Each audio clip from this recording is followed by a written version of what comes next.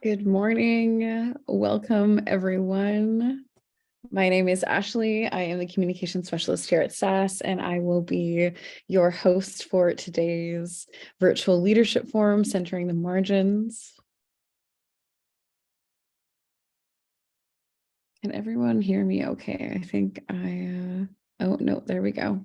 I just had something there. So for those of you who are joining us, I would love to hear from you in the chat of where you are joining from across the province today. It is always so nice to see where folks are coming in from, where you're coming in from, what roles you're coming in from, and maybe even what you're most excited about for today. Oh, Riley, it looks like the chat is disabled. Can we enable the chat for attendees to be able to share where they're coming in from?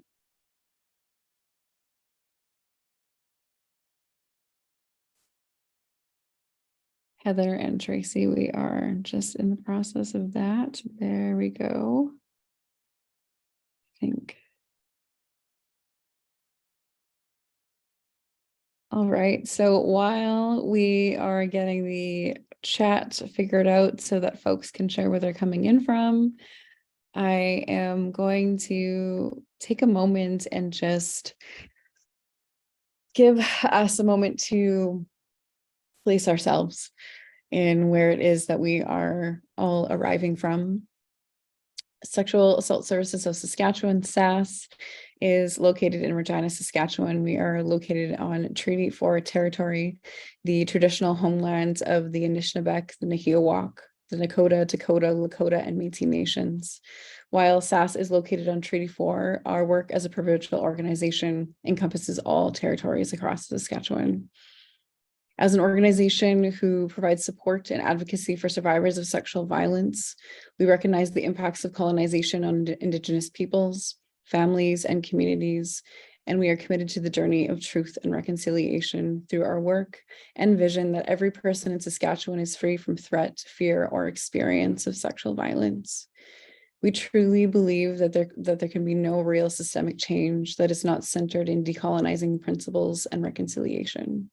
And so as we just sink into the energy of that, of reconciliation and, really understanding the interconnectedness of sexual violence in this province and in direct reflection of the violent colonial legacies in our province that are still existing and present today. And knowing that as we're having these conversations today about sexual violence, remembering that our history is still very much present today, and allowing ourselves to just take a moment to, find our feet on the ground wherever we are, to close our eyes, and just to take a moment to think about our own reconciliation journeys, what that looks and feels like in our work, and how, as we learn and we grow and we connect together today, it can help guide us even further on that journey. And so in the spirit of that, I am going to introduce Elder Judy Pelly to come forward for sharing a prayer this morning. Before she does that, I will introduce her. So Elder Judy Pelly is a knowledge keeper and cultural advisor born and raised on Coetzee First Nation. She's a mother of 3 sons and a cookum of 5. Judy was raised with Anishinaabe and Saulteaux traditions. She is a practitioner and attends and participates in her family and community's cultural ceremonies. She attended St. Philip's Indian Residential School from age 6 to 13 until 1964. Judy eventually attended the University of Saskatchewan. She worked with the FSAN with their post-secondary programs and institutes. She's worked in Alberta as an education manager for 13 years and returned to Saskatoon in 1996 to work with an FSAN education post-secondary institute. And worked as an SIAT and was the Dean for Community Health Studies Department until her retirement. Currently, she is a contractor for Saskatchewan Health Authority and works in mental health and in the addictions adult unit. This work provides the opportunity for her to work with women at risk and to provide guidance in cultural activities with various agencies and community-based organizations. Judy encourages all organizations to continue to work together with TRC and reconciliation. I would now like to invite Elder Judy Pelly forward to share an opening prayer. Thank you very much. And I wanted to say that in Anishinaabe tradition, we don't use technology to do our smudging in our prayers in our language. So what I've done is I went to a pipe ceremony this morning at the Saskatoon Police Services. There was Elder Peter Nippy said prayers, and I took my prayers there for all the people that I'm going to be working with for today, because in any given day I have 5 to 7 different commitments. So I always pray ask the Creator to help all those that'll be in my presence that day. That Creator already knows each and one of you and what you need and want and in your life. Like we all have, we've all suffered. We have children, we have grandchildren. In this society, there's so many things happening that it's really hard for people now to not get into a lot of sometimes addictions. We have our own families, and especially when I work, I always talk about those that don't have a voice, because those are the people that are in my heart first and foremost. I work with 35, maybe 40 organizations. A lot of them are nonprofit CBOs in Saskatoon. But I also have, during COVID, I used to be called a Zooming elder because hardly anybody, like some of our elders don't have the I guess the capacity, they don't have the technology. And me, I just learned basics. But I was, during COVID, my son knows that every day, even though I never went anywhere, I dressed up, I ribboned up. Every single day I would, like I was going to a real meeting. So that kept me good. And I was on of course, COVID changed all our lives globally. And some of it was good. And one of them is this very thing, is Zooming. It's even though it was a saving grace for me and many others that we could connect. The Saskatoon Community Foundation trained 65 elders with iPads. So we were able to meet during the pandemic. So now I'm not the only Zooming elder here now, there's many. But I always ask the Creator to put me in the right place, to meet the right people that day. As soon as I wake up in the morning, I wake up with gratitude that I have another borrowed day on earth. We never know. 3 weeks ago, I was having fun and I also went to Winnipeg with my sisters. One of them kept calling me mom or sis. She said, you should come to Winnipeg to this survivor gathering. And so she said, you never know when it's going to be our last. And this is my little sister. She's 64 years old. And that's the last time I ever saw her. She passed away about 2 weeks later. So we never know. So we've got to live our life to the fullest. And sometimes I'm a Facebook person, so I send messages to people that are my friends, and I always say, live every day as if it were your last, and live those 7 sacred teachings of love and respect, of honesty, truth, wisdom, and courage, especially courage for Indigenous peoples and people of color, I guess, and that we have the courage to fight the racism that exists out here very much so. And I always and then with intergenerational trauma comes a lot of traumas. One of them is myself as a living person that experienced sexual abuse at the age of 7 and in residential school. And now that I look at it not in a really negative, oh my God, this happened. I was a victim for many years, and then became an alcoholic, a lifelong alcoholic. And 23 years now I've been clean and sober. And I look back at that experience. I work with women that are trafficked, women that are living in a domestic violence, women that are trying to get their children back, women that are coming out of jail, women that are in gangs, trying to get out of gangs. And since I started my work, I know at least 24 students that have fought their addictions, including meth, and are now cleaned up and really look good, and they're in university, and some of them almost getting degrees. So it works, and I never did this. A creator did it through me, saying, I always say, let me meet the right people and see the right things. So I think that he lines me up with some of the people. And my life experience as a sexual abuse survivor is what really helps, because people could resonate. Because in intergenerational trauma, we have many of our women that have been abused, not only in those schools, but the impacts, the intergenerational trauma continues, because women, not only women, but men were also raped, and then they became perpetrators. And now we still have that. Those children become, so hurt people, right? So I always say that we have, it's very good that we have these organizations such as this to bring light to, and to make a difference in the lives of those that have been abused, and to do the best we can to make a better tomorrow for us, for all of us as we sit here. And so I just wanted to tell you that I prayed for love and kindness as we speak. We have respect for one another, and that we continue to do the work we do, and not be afraid, have the courage to speak when we need to. And with that, Creator give you all good karma, and that you have a good day. Miigwech, thank you.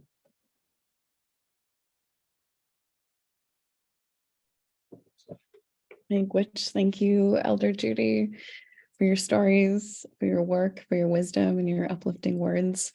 We're really grateful to have you here again today. Elder Judy was with us in Saskatoon for the launch of the Community Research for Sexual Violence Education Initiative. And so it's so wonderful to have your presence back here today.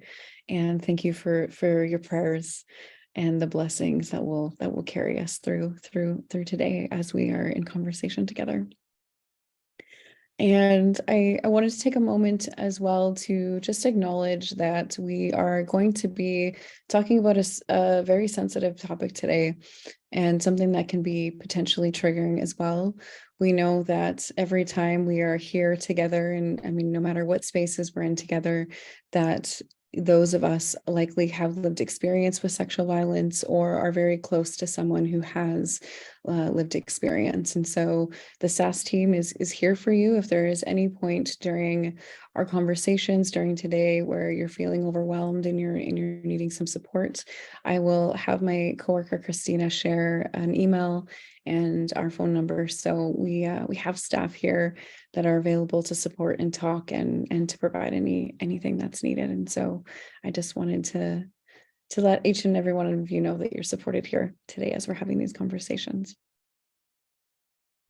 And now I want to talk a little bit about SAS, and SSVE is what we'll be calling it today. It is our Saskatchewan Sexual Violence Education Initiative.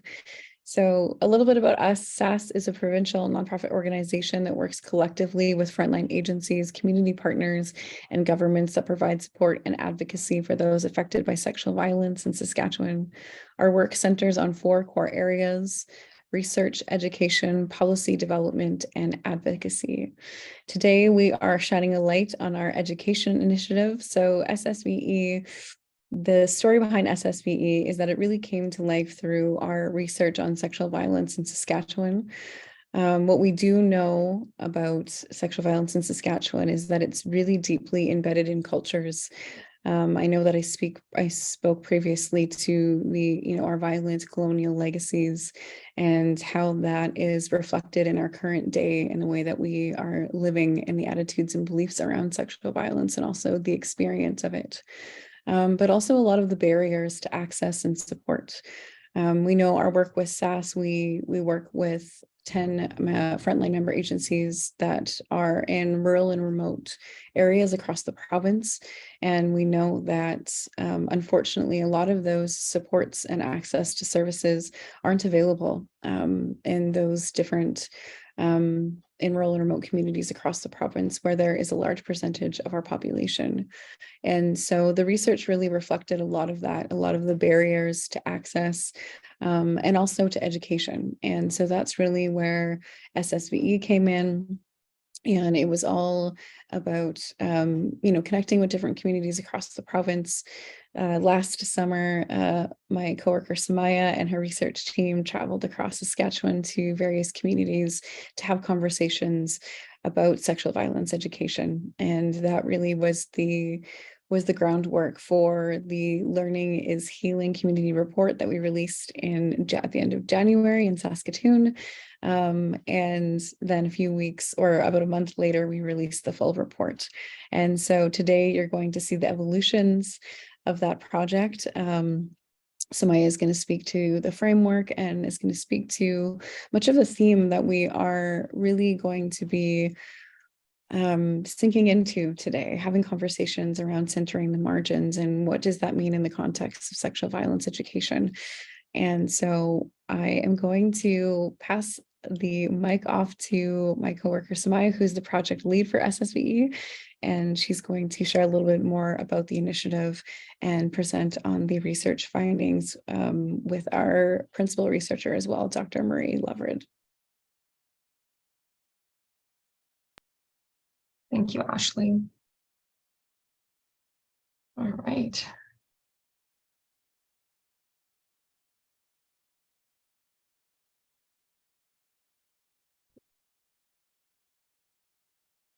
Good morning, everyone. Thank you all for joining us today.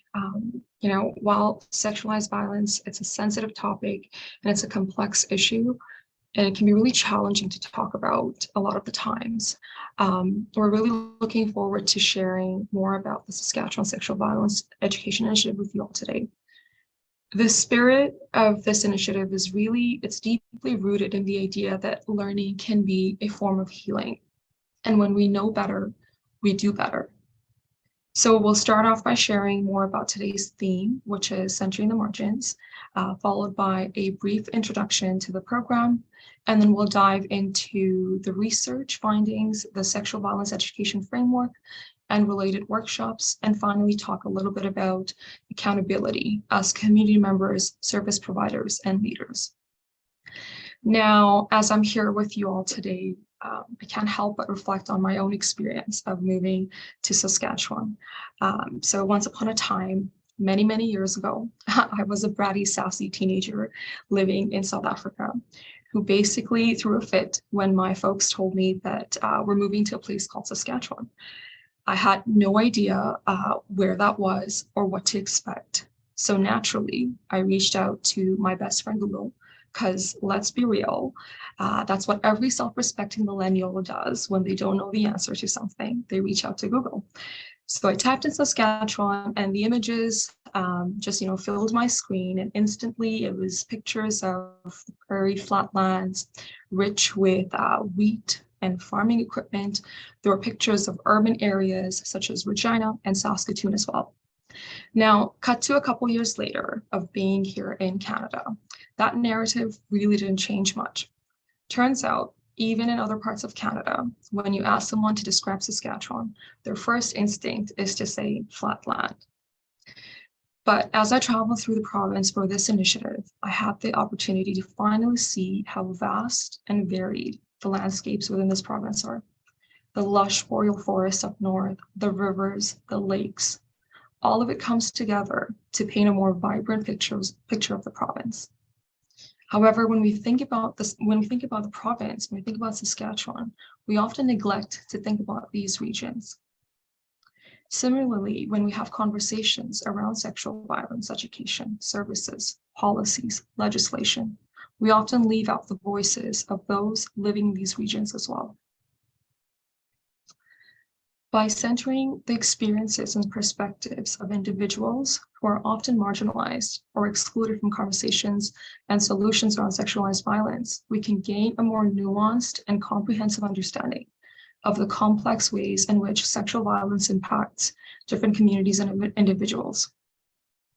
Now, when we talk about centering the margins in relation to sexual violence education, we're referring to an approach that really prioritizes and amplifies the voices and educational needs of, of individuals that are often left in the margins, when in fact these individuals are most impacted by interpersonal violence and are from these marginalized groups.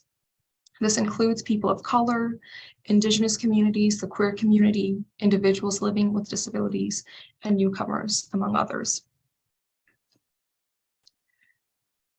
So now with that in mind, what is the Saskatchewan Sexual Violence Initiative and what's the purpose of this program? Just a quick note, I will be referring to the initiative as SSVE moving forward. So the main purpose for SSVE is to really examine what kinds of sexual violence programming is available in Saskatchewan.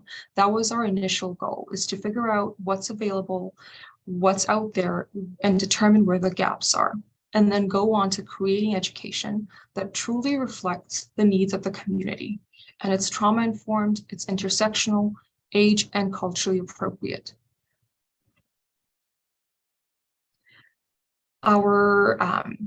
For our initiative, the overarching goals that we've had include research, evaluation, education development, today's leadership forum, a facilitated training, as well as a pilot program.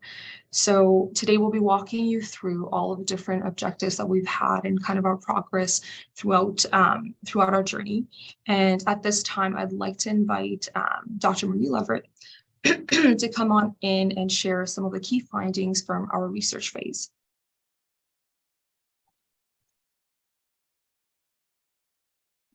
Thank you, Samaya. So clearly, as the preamble to some of these findings outline, Saskatchewan owes a lot of attention to the violent colonial histories that actually undergird the sexual violence that occurs in all communities in Saskatchewan. So we know that the legacy of colonialism impacts the relationship between Indigenous communities and police services, settler communities, and that Indigenous women and girls are disproportionately impacted by sexualized violence in our province and in our country.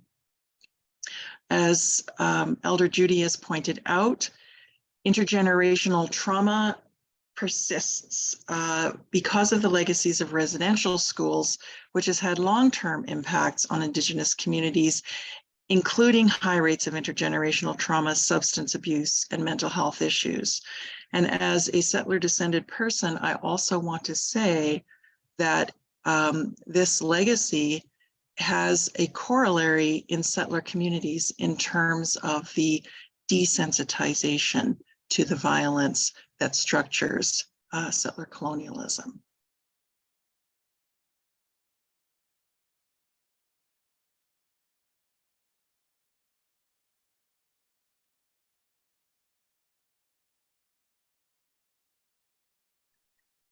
So one of the results of all of that is that there are diverse targets of disproportionate sexual violence. And that's why it's really important that people who participate in the educational programming that has been developed through this project really grasp what intersectionality means. And what it means is that the social structures that have grown out of colonialism have targeted effects that are different for different groups. And so all marginalized groups in Saskatchewan experience higher rates of sexualized violence. And I'll just focus on a couple of these. So 2S LGBTQIA+ communities have been targeted not only by the police, but by other settler based forms of violence. And indeed, right now, there's been certainly in Saskatoon a real targeting of trans folk that's been quite challenging, and at the same time, a really strong counter response, which has been heartening. Individuals living with disability face a real conundrum as well, because the contexts of care and the sort of prevailing assumption that somehow disability desexualizes provides a kind of cover for the sorts of violence that we saw, for example, in a care home recently, where after many years, a worker came forward and confessed to having been sexually abusing the residents of that home for many years. So because of our different social locations, the opportunities for sexual violence are structured differently. And it produces a kind of insensitivity then to people who are not necessarily as targeted locations. The other difficulty, and Elder Judy referred to this as well, is that when somebody is targeted, so often people think about sexual violence as affecting cisgendered heteronormative women, right? When men are affected, then they're very seldom listened to, or their masculinity is challenged. So you can see how, depending on what your identity is, you get targeted differently. So what this means then is that we need strong vocabularies that support social justice, and we also need to respect that providing access to programming that includes language translation, sign where that's appropriate, has to be part of the ethical commitment of this program. So as Samaya has already pointed out, rural and remote conditions exacerbate the ways that sexual violence is facilitated. So for example, isolation and lack of resources and services close by can be a real problem. And we've seen how, for example, the disappearance of the provincial bus service has placed rural and remote survivors in greater disadvantage. The power dynamics of traditional gender roles also affect the ways that people can access services. One of the poignant stories that we heard in the research involved a family in which the children were not permitted to participate in sexual health education because there was sexual violence going on toward them in that home. There are also real challenges with anonymity in rural communities. So, you know, if your perpetrator is, you know, the police officer that you're married to, or if your cousin is the social worker to whom you would disclose, these can create barriers to accessing services. And, you know, as Elder Judy pointed out, COVID did give us the lesson that we might be able to use our communications technologies to provide opportunities for anonymity by having people obtain services outside their local area. And this is a critical issue that we can talk about in terms of leadership and funding, because very often the expectation from provincial funders is that people will seek services in their local communities, but there may be real reasons why that's not optimal for them. Stigma and shame around sexual violence is really at the base of this problem. So in a way, because hierarchical power systems use sexual violence to mark difference, it also mobilizes discourses of shame, which aren't appropriate. but which are nevertheless pervasive in our province. So our education processes really need to be reparative toward these kinds of social structures. And we also need an educational approach that's flexible to the needs of specific communities, because you know, a northern rural community might have very different gaps in services. They might have very different needs than, say, you know, services in Regina. So the lessons from COVID-19 were legion. Of course, as the quote indicates here, it solidified everything we knew about disparities in our province. It exposed existing inequities. We all knew there was going to be a shadow pandemic. And, you know, there was another thing that was also happening during this period, and that is that a lot of criminal sexual activity bloomed on the internet. And so people were being groomed and targeted.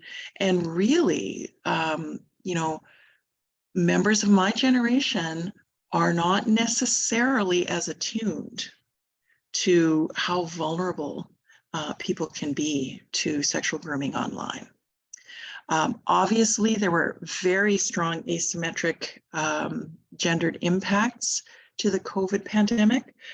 We know that women's incomes, their tendency to be trapped in home situations with offenders and so on, were exacerbated by COVID.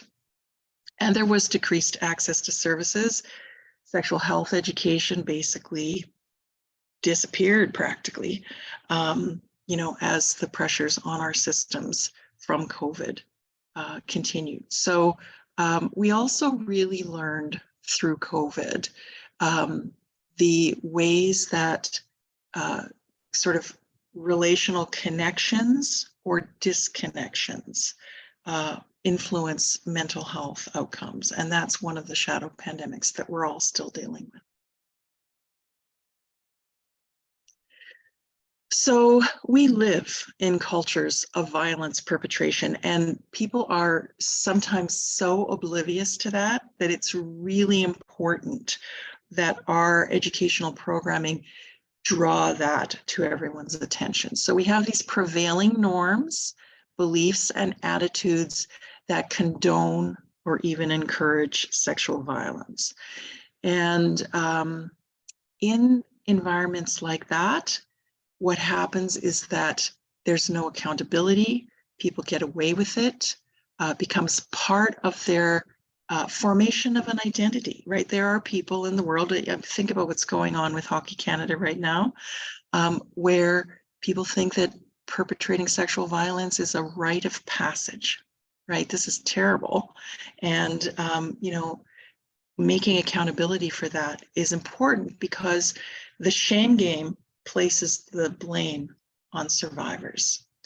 So whether we mean to be or not, then, because we all participate in the social structures that facilitate sexual violence, we can find ourselves as individuals and communities complicit in enabling that violence by turning a blind eye, not wanting to know, being uncomfortable, raising topics, or just, you know, shutting down somebody who needs to talk, right? So we need to learn the skills of active, ongoing allyship in order to address not only the processes of perpetration that occur in cultures of violence, but the ways that we're all kind of conscripted into that. And I was so heartened when I heard Elder Judy talking about the ways that learning from our coping with violence in our culture can become part of the healing. And I think that was certainly the spirit that we found in the contributions of our participants. So as I've indicated, we are looking to create a reparative education model. And this is very serious. We know that differential education through the residential schools, which set up really different learning environments for Indigenous children and settler descended children, right? That created, a very serious divide that still persists in Saskatchewan. And so we also know that these kinds of differently oriented experiences of education persist. We know, for example, that if we're talking about the queer community, that not all schools offer GSA programming, for instance. We know that newcomers struggle with both expectations that everybody suddenly is going to be learning English, and also the devaluation of credentials from elsewhere. So education has been used as a public institution that discriminates. So we need reparative education, and that's the attitude that this program seeks to foster. We're trying to show that we can heal through learning accurately about our histories and the ways they facilitate sexual violence. One of the things, too, that's been very important to our funders is thinking about how we can shock-proof communities from experiences like COVID, but also rape culture, through repair and reconstruction of our relational capacities, in which Indigenous communities are providing important leadership, and through centering the margins, we can learn more about. So we have to have decolonizing equity-invested processes as foundational to any kind of reparative education about sexual violence, because it undoes the complicities with sexual violence that are built in to the structures that make the province of Saskatchewan.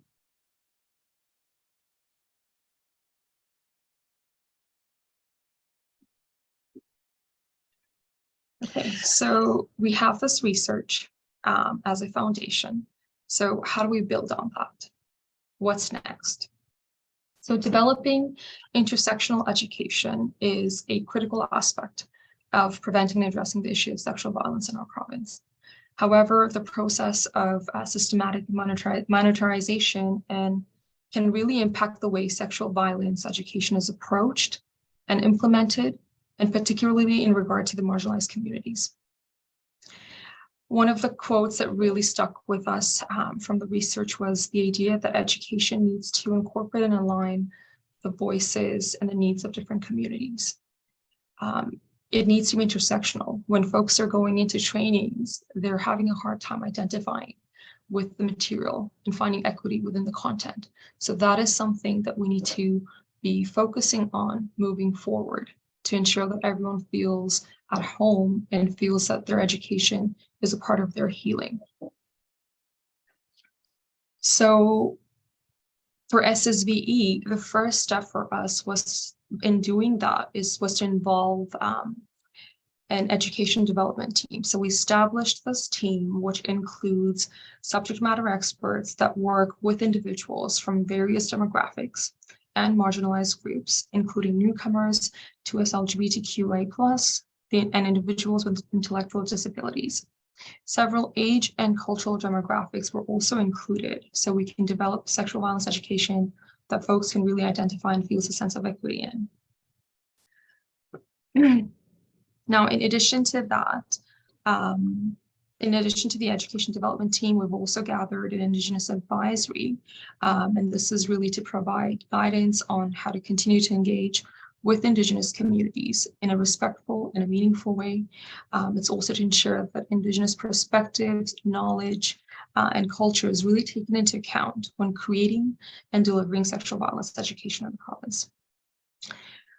Currently, the Indigenous Advisory has individuals from FSIN, the Aboriginal Friendship Centers, and independent consultants, including folks with lived experiences. Ultimately, SSVE's spirit is to reflect equity, diversity, inclusion, and decolonization principles in the education we create and deliver. This is the SSVE framework that's essentially a culmination of all of the research findings and all the conversations that we've had with this initiative so far.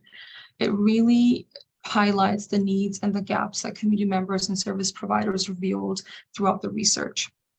The framework includes both existing programs that are dealing with sexual violence education right now in the province, and it also talks about the gaps in curricula. So it highlights a core introductory module that can then be paired up with any of the 13 stackable workshops in the right box.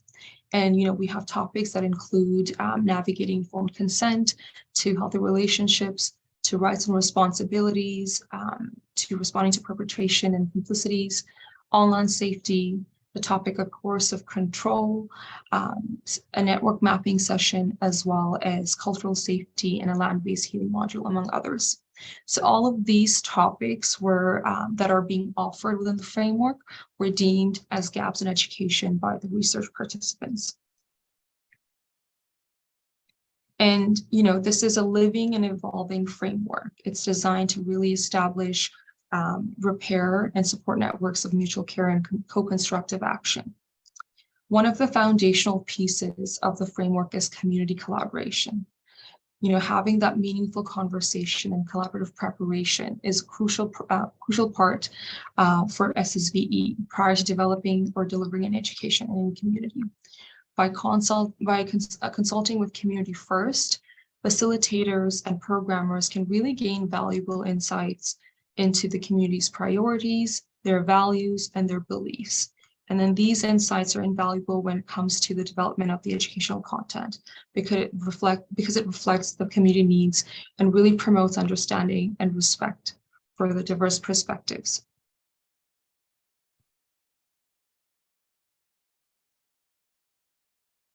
Another key piece that we're focusing on throughout the education development phase is equitable access and inclusion.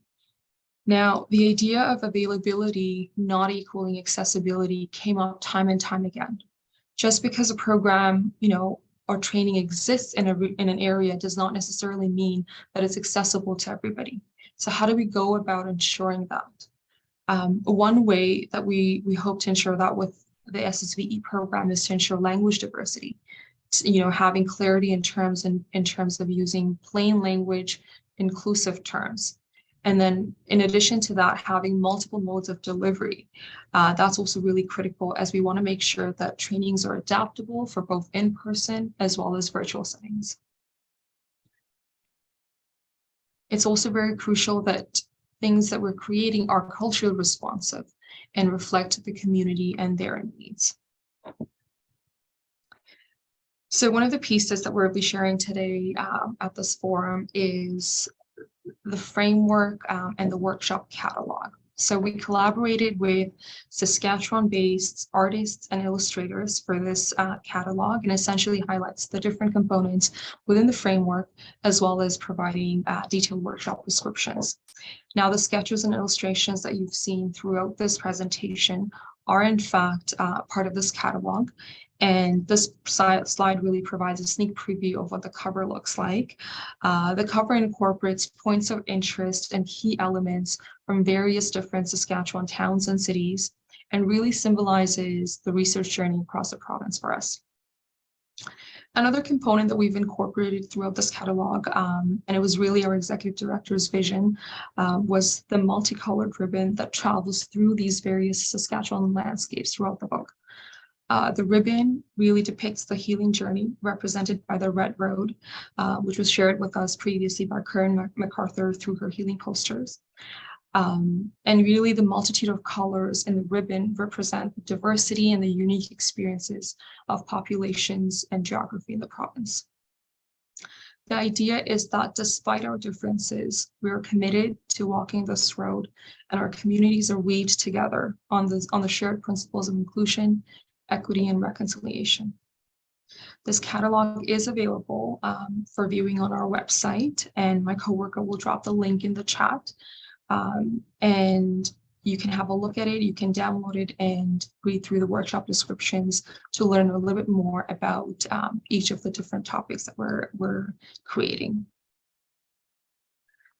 So the workshops really showcases the core introductory module with the 4 segments that can be paired with one or multiple of workshops within the framework. And the core component really allows for conversations around context and mutual respect. And it sets the stage further for learning. The workshops on the right-hand side, these are stackable, trauma-informed, age-appropriate, and culturally responsive workshops that all have interactive activities and reflection and discussion components. And this is really to empower participants to address the topics related to sexual violence and the needs of their own community, to really take ownership of the content. I do want to point out that the SSVE framework is designed to be a living framework.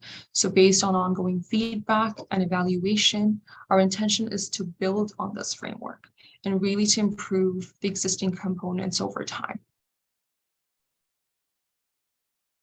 Here's an example of what a workshop description looks like within the catalog.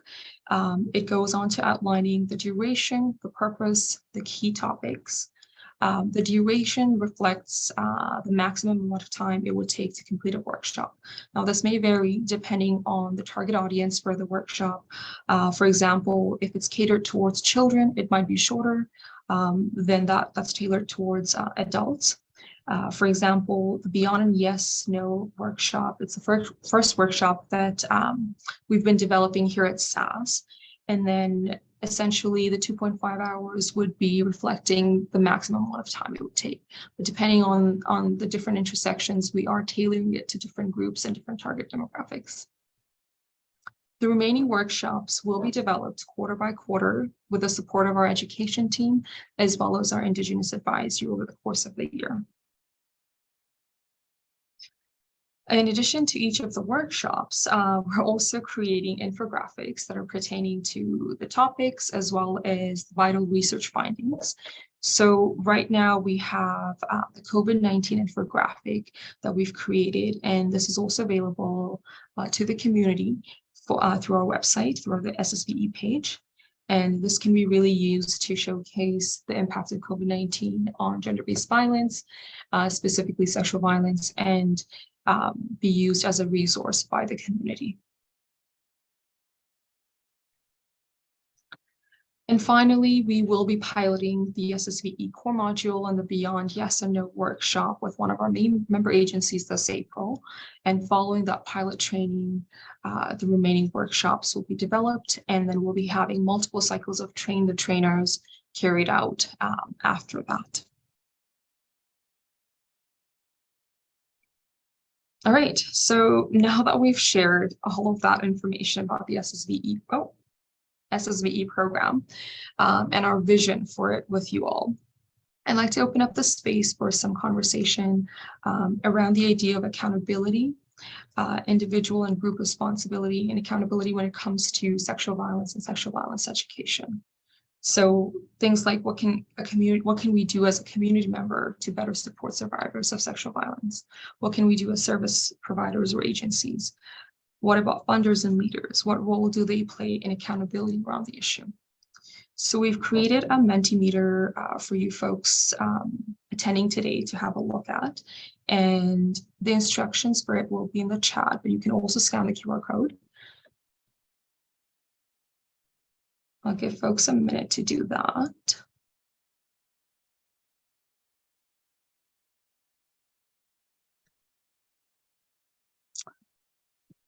And essentially the first question that we have for you is, what can community members do? So when we think about accountability, when we think about what kind of responsibilities we have as individuals within this community, what is it that we can do to support survivors in our lives, or folks that are that have lived experience of violence, and what can we do in terms of sexual violence education ourselves and for members within the community.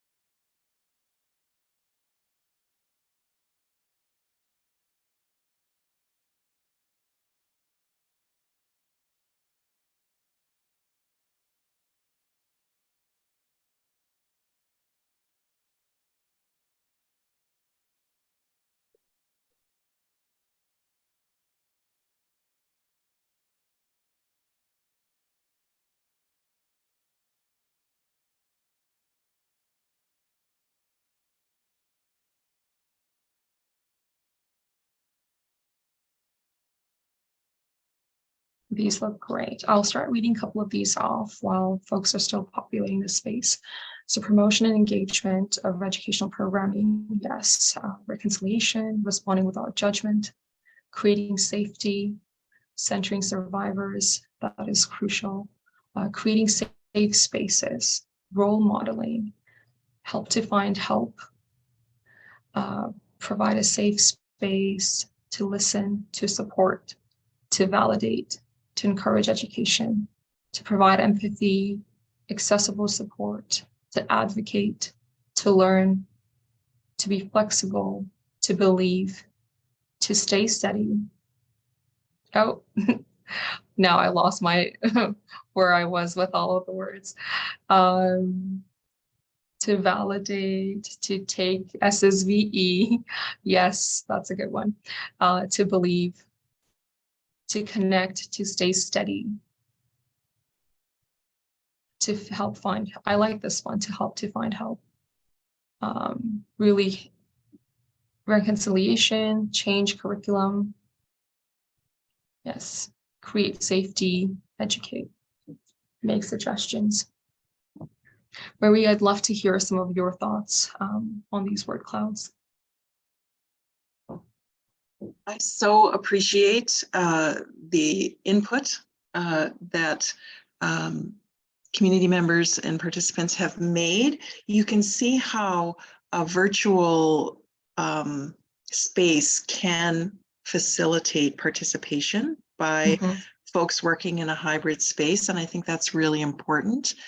I also love the ways that using a tool like this helps people recognize where they can put their energy, right? Because if right now, our energy around sexual violence has been distracted, by some of the other prevailing narratives of our time, then, people who are engaging in these learning environments can go, you know what? I can practice responding without judgment, right? Or if they're an educator, they can say, I can make my curriculum way more accessible and reparative than it currently is. So I really love these answers, and I love how listen is right in the heart of it. Yes, absolutely. Okay, so we'll go on to the next one now. So this one is for service providers specifically, what folks can do if you're supporting and working with survivors and victims of sexual violence. And this includes agencies and community organizations as well. I love that listen is, again, one of the first ones. Absolutely.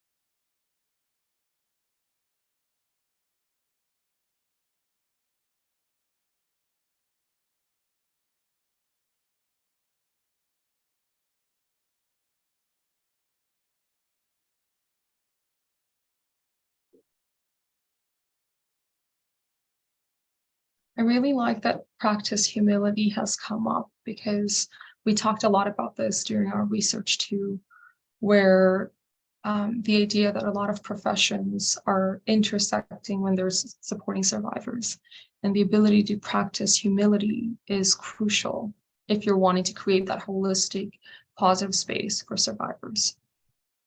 And just being able to admit that, we don't know everything. We won't always know everything. So there's always room for learning. And I think this is a really important concept to have for service providers. Yes, and in support of that point, I also really appreciate the point of calling in other sectors. Mhm. And this was a critical discussion that we had with participants. So because all of the professionals and many of the community leaders who respond to sexual violence come with a specific set of procedures and training norms that Mhm. may not have anything to do with the training norms of other professions. It actually creates barriers to that kind of collaborative work. We have seen in some communities that where there are co-located services, there's better cooperation. But obviously that's not possible everywhere. And, you know, I think it's also really important to recognize when there's good leadership in the community. One of the important discussions that we also had was empowering communities to become stronger in being supportive to survivors, right? Very often an agency is not the first place a survivor discloses. And if one discloses to family members and they shut one down, or if somebody, you know, discloses to a friend who isn't well informed or whatever, you can have the sort of lasting effects of that trauma persist longer than it would have had to if we had, you know, good community leadership around being a loving, responsive community. So I think that, you know, there's a kind of connection between those ideas, which is wonderful. And I love how quickly this is populating. You know, and following ethical standards, having ethical standards. I'm sorry, but I just think about recent news and it makes me angry.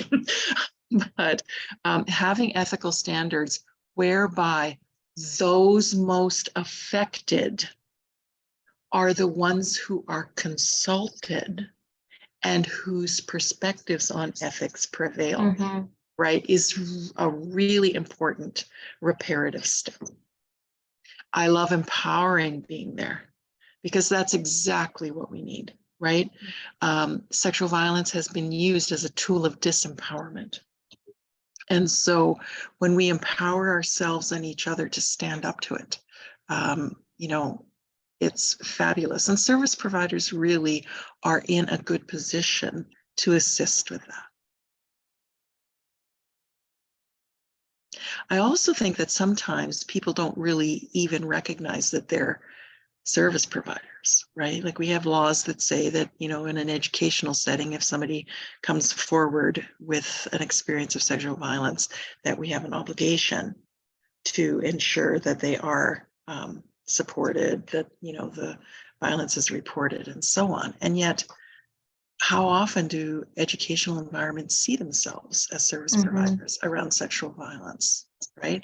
We've had, in our research projects, we've had religious leaders come forward and say, you know, they have members of their communities coming to them and they're not really prepared, right? And so they need to have good relationships with service providers and they need to be empowered through reparative education like this, because of course religion is not entirely without spot in this history.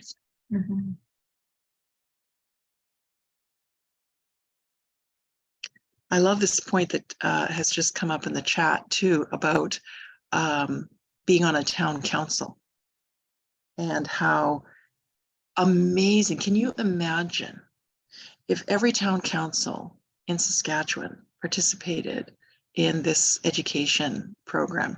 What a difference that would make just in awareness, right? Capacity to respond, to recognize, you know, the optimal points of making resources available. It'd be so interesting to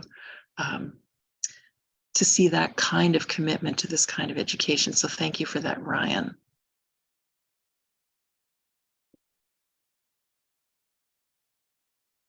Thank you, Amy. We can all be part of the solution.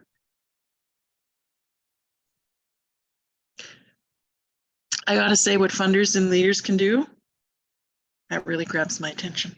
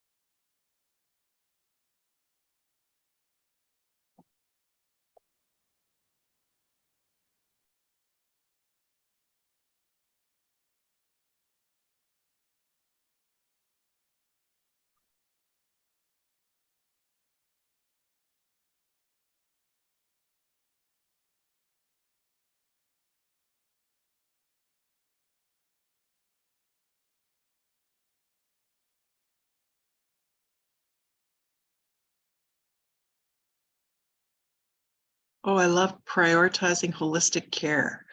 You know, one of the points that really came up in our research was that, you know, a 6-week healing process is not going to cut it, right? You know, very often this is because sexual violence is basically an attack on the relational systems around people, right? If we look at the history of the residential schools, that's exactly what they were, right? But all sexual violence disrupts people's capacity for trust. And so healing takes a village, right? And it also takes time. And so having trauma-informed respect for the time it takes to recover from an experience of sexual violence means that we really do need much more responsive communities, and people do need to be empowered to be, you know, those caring receivers of disclosures.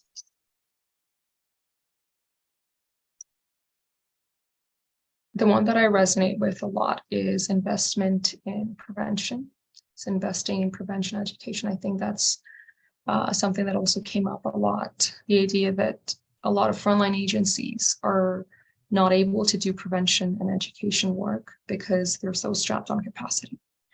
If they're wearing multiple hats, trying to do both counseling services and education. So really upfront investment in education and facilitators and programming, and then, you know, funding to sustain said programming is the step that we need to take for funders, for sure.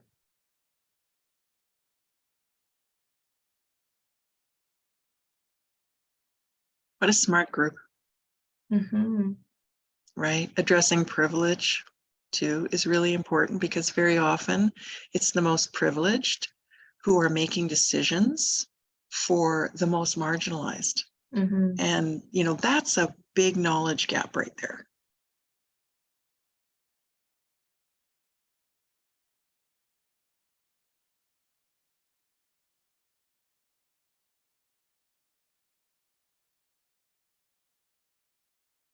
Yeah, so having Indigenous partnerships and then having partnerships and consultations to bridge that gap would be really great. I also love amplifying first voices. Mm-hmm. I think that's so important.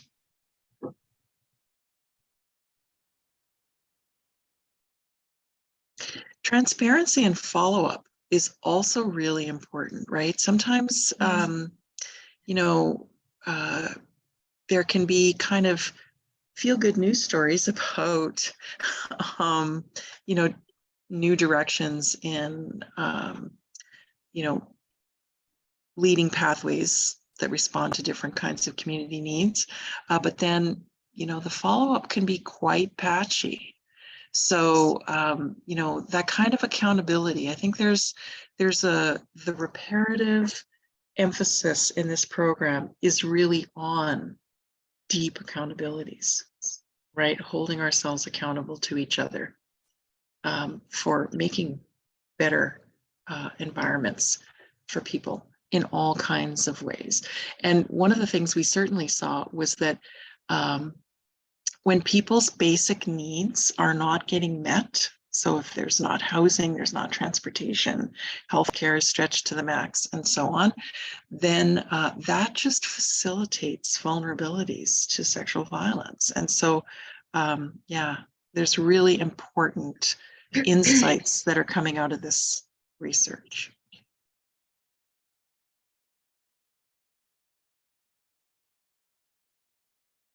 Being able to take these lessons to people's personal circles also is a real aspiration. We would really love it if at some point every door and every person in Saskatchewan was a safe person, if they aren't a perpetrator, but is a safe person to disclose to.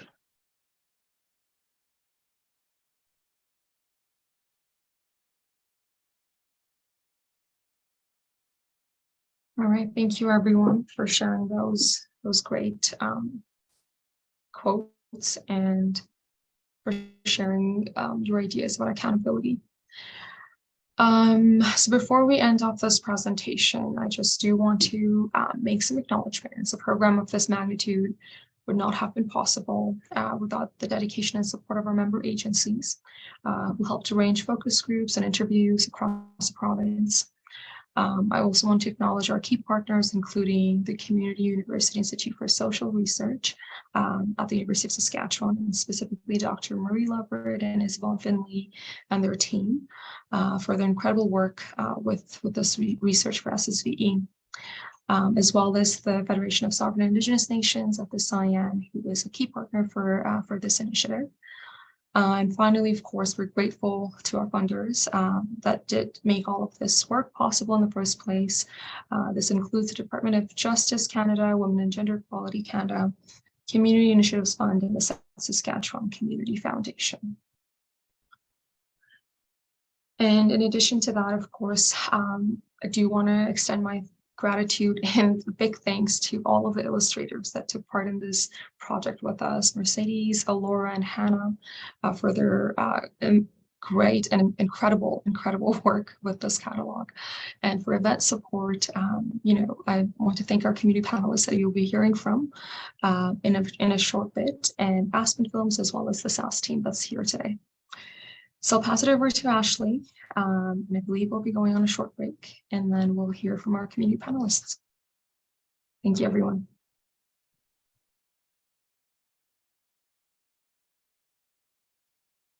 All right. Hello, everyone. We are ahead of schedule, so I just wanted to check in with Marie and Samaya, and the attendees are here. If there's any questions about SSVE, we do have some space before we go for a break. If there are some questions about SSVE, about the process, about, you know, what's next, about community's involvement. Marie, did you want to say anything?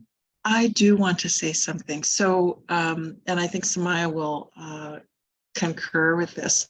So we're both part of the development team, the project development team that's starting to build the workshops. And so we've been working on the consent suite of different ways of engaging with informed consent across age groups and cultures, and making really powerful interactive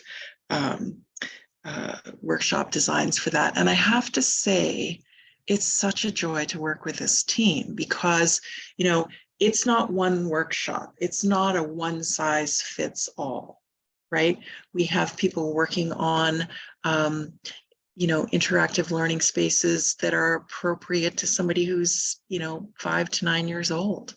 We have people working on informed consent workshops that are appropriate for people who have experienced historical abuse or who are, in an aging demographic in the province. So, and that's just two examples, right? And so it's really exciting to see the diversity and complexity that's already going into each module, which is really a suite of options that then can be negotiated with the communities. So, if you're in a community where there's been a recent incident that is going to make everybody who participates very sensitive to a particular focus, we can create space for that, right? And when Samaya was talking about the core module, right, that contextualizing moment in the group, both prior to anybody appearing on the scene to support the learning, but also within the workshop itself, means that it really is interactive and it really takes seriously those local perspectives. Yeah. Thank you, Marie. I'd love for you also, or maybe Samaya, to speak to the community co-biographies aspect of the research, and just talk a little bit about, what is a community biography, and how did those biographies inform the research? So, Samaya, did you want to speak to that, or shall I start and you want to carry on, or how would you like to do it? Yes, I'll let you open the floor for that. Okay, so basically, in relation to that notion that it takes a village to repair the harms that are done by the practices of sexual violence in our province, we also recognize that just as in a single lifetime, we go from childhood through education, into, our life pathways and, aging, so communities also have biographies of how they came to be and how they're working together now. And so what we did was we created opportunities for people to think about both the ways that sexual violence impact the life course from early childhood right through to end of life, and also then the specific minoritized communities that characterize Saskatchewan.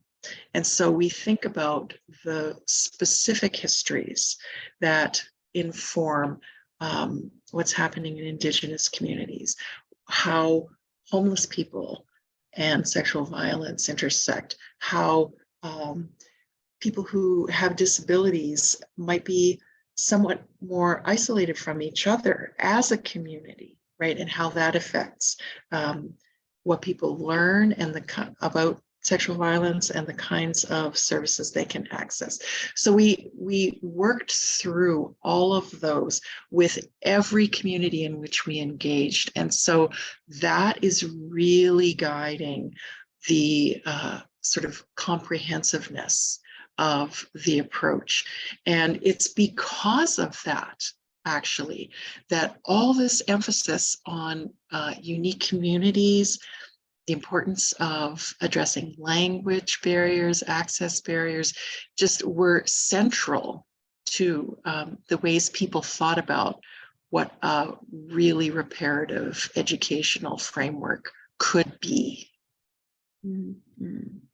So, Samaya, I'll let you fill in from there.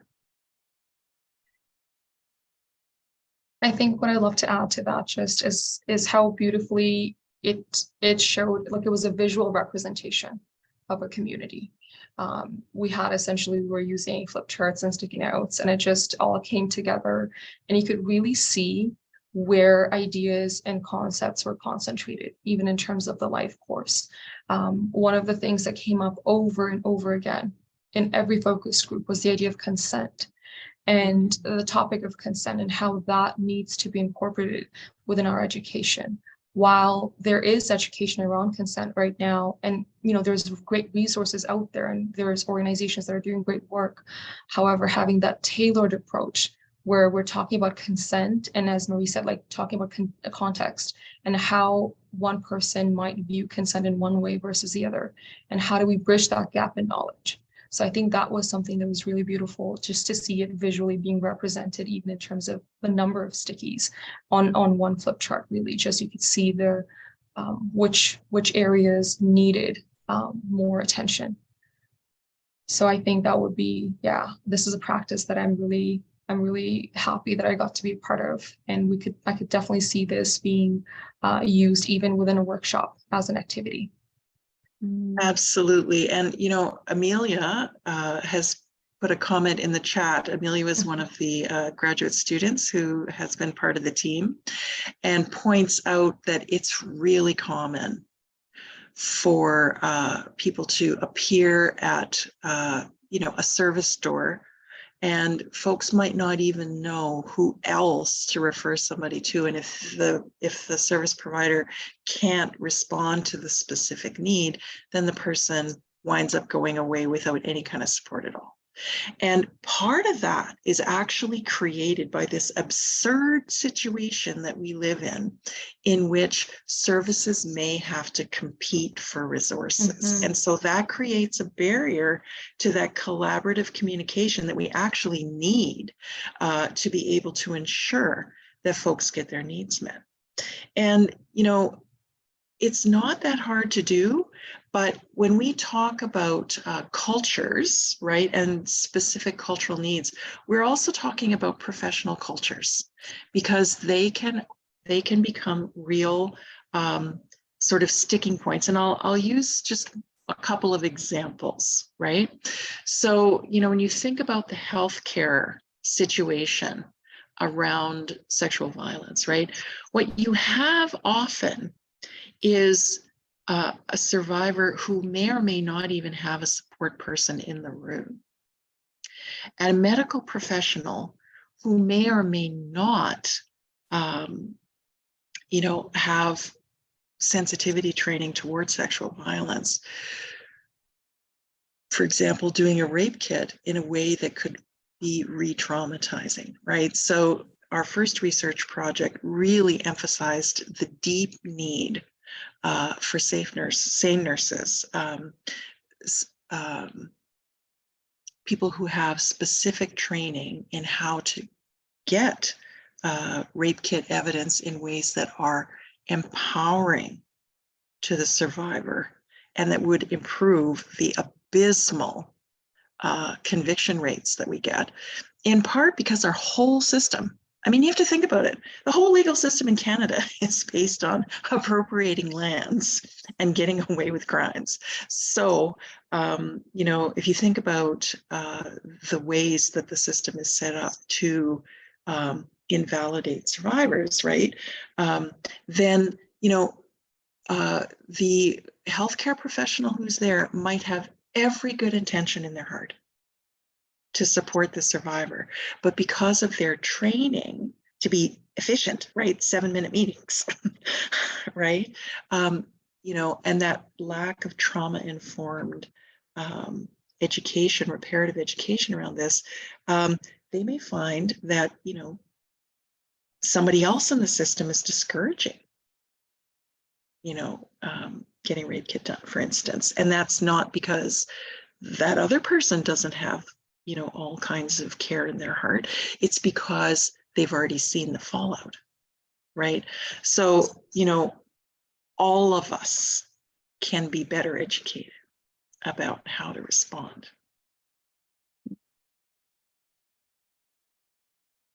Thank you, Marie.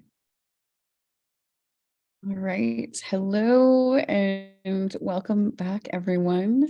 We are going to now move into our afternoon community discussion on Centering the Margins with community panelists from across the province. Some of these panelists were a part of the research process for SSVE, and so we are really looking forward to having their voices and their presence here today for the conversation. And so I'm going to start off by introducing each of the panelists before we begin. Ryan Veteri. Ryan was born and raised in La Ronge, Saskatchewan. He currently works as a relationship wellness coordinator at Piwapan Wellness Centre, where he facilitates the case management process, utilizes local resources, and helps agencies to address situations of interpersonal violence. Thank you so much for being with us today, Ryan. Thank you so much for having me today. I was actually born in Assiniboia, Saskatchewan, though. And I moved to La Ronge when I was 13 years old with my dad, and have been here ever since. And I'm 45, so that's a lot of years. Thank you for clarifying that for me. Our next panelist is Kathleen Campbell. Kathleen is a Dene Chipewyan from Buffalo River Dene Nation. She has moved around in many northern Saskatchewan communities for family and work. She has a degree in social work and has worked in northern Alberta in various positions with child and family services. During this time, she specialized in child sexual abuse investigations.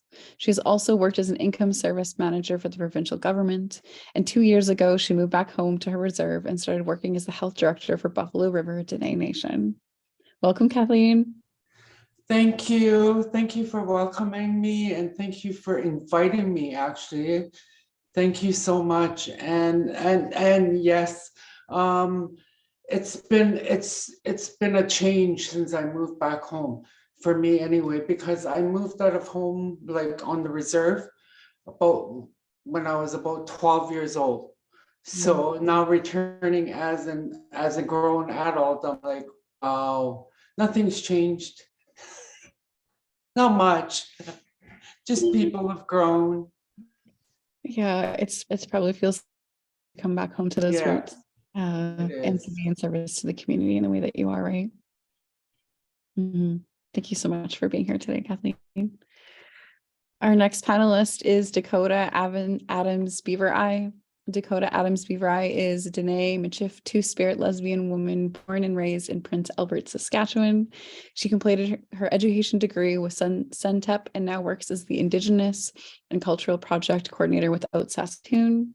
Part of her role is to provide meaningful, culturally sensitive, and inclusive education for 2S LGBTQ people and allies regarding sexual health and 2S LGBTQ identities. She also aims to build connections with the Two-Spirit indigequeer communities by facilitating workshops, cultural events, and ceremonies that are accepting and inclusive for sexual and gender diverse identities. She is passionate about reclaiming Indigenous culture, decolonization, and empowering others to live authentically. Welcome, Dakota, and your furry little friend that I've been seeing. Hey, yeah. Hi, yeah, that's his name is Miko. Welcome to you and Miko. Thank you.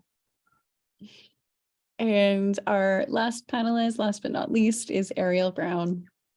Ariel is a Trinidadian-born multiracial woman currently residing in Melfort, Saskatchewan. She has a Bachelor of Arts in Psychology and is completing her Master of Arts in Counseling Psychology. At present, she is a rapid access counselor and family support worker in Northeast Saskatchewan. However, her roles have extended to working in domestic violence shelters, on crisis lines, and in private practice. She is passionate about creating and maintaining spaces that are culturally inclusive, where individuals of all identities feel safe, heard, respected, and celebrated for their uniqueness. Her work includes education, awareness, advocacy, and therapeutic support. Welcome, Ariel. Thank you so much for being with us here this afternoon. For having me. I really appreciate it, and I am honored to be a part of this panel. So we are going to dive into the questions, and I think what I'll just say is, this can just be an informal, conversation in drawing from your own personal experiences, where you are within your communities, what you've witnessed in the work that you're doing. And so we're really looking forward to just being in conversation together. And so the first question that I have to ask, and I will share it in the chat as well so that you can see it to refer back to as we're having this conversation. And the first question that I want to ask is, what are some of the best practices for formal and informal educators to incorporate a reparative or restorative education model into their teaching to promote healing and reconciliation for marginalized communities? So I will share this in the panelist chat as well so that you have it to refer to. And I can share it with everybody else that's here as well, just so you can all be a part of the conversation here.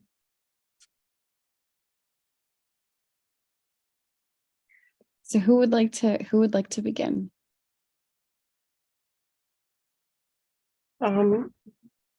As I read through that, some of the things that came up for me was, I'm not quite sure if us having different experiences, everyone having different experiences, understands words the same way as the other person. So it brought about a whole conversation around language and being able to understand words like teaching, healing, reconciliation, and marginalized. So that was something that was really brought forward to me. And I can't speak on behalf of Indigenous peoples. I can't speak on behalf of Canadians. Like, I have my own experience and my culture is very different. But my experiences and my interactions with other people of all different identities has shaped basically how I was able to view this question and understand the different definitions that might exist for some of these words. I was just wondering, did anyone kind of look at these words and question exactly what they meant? That was the biggest thing when I was kind of looking into this.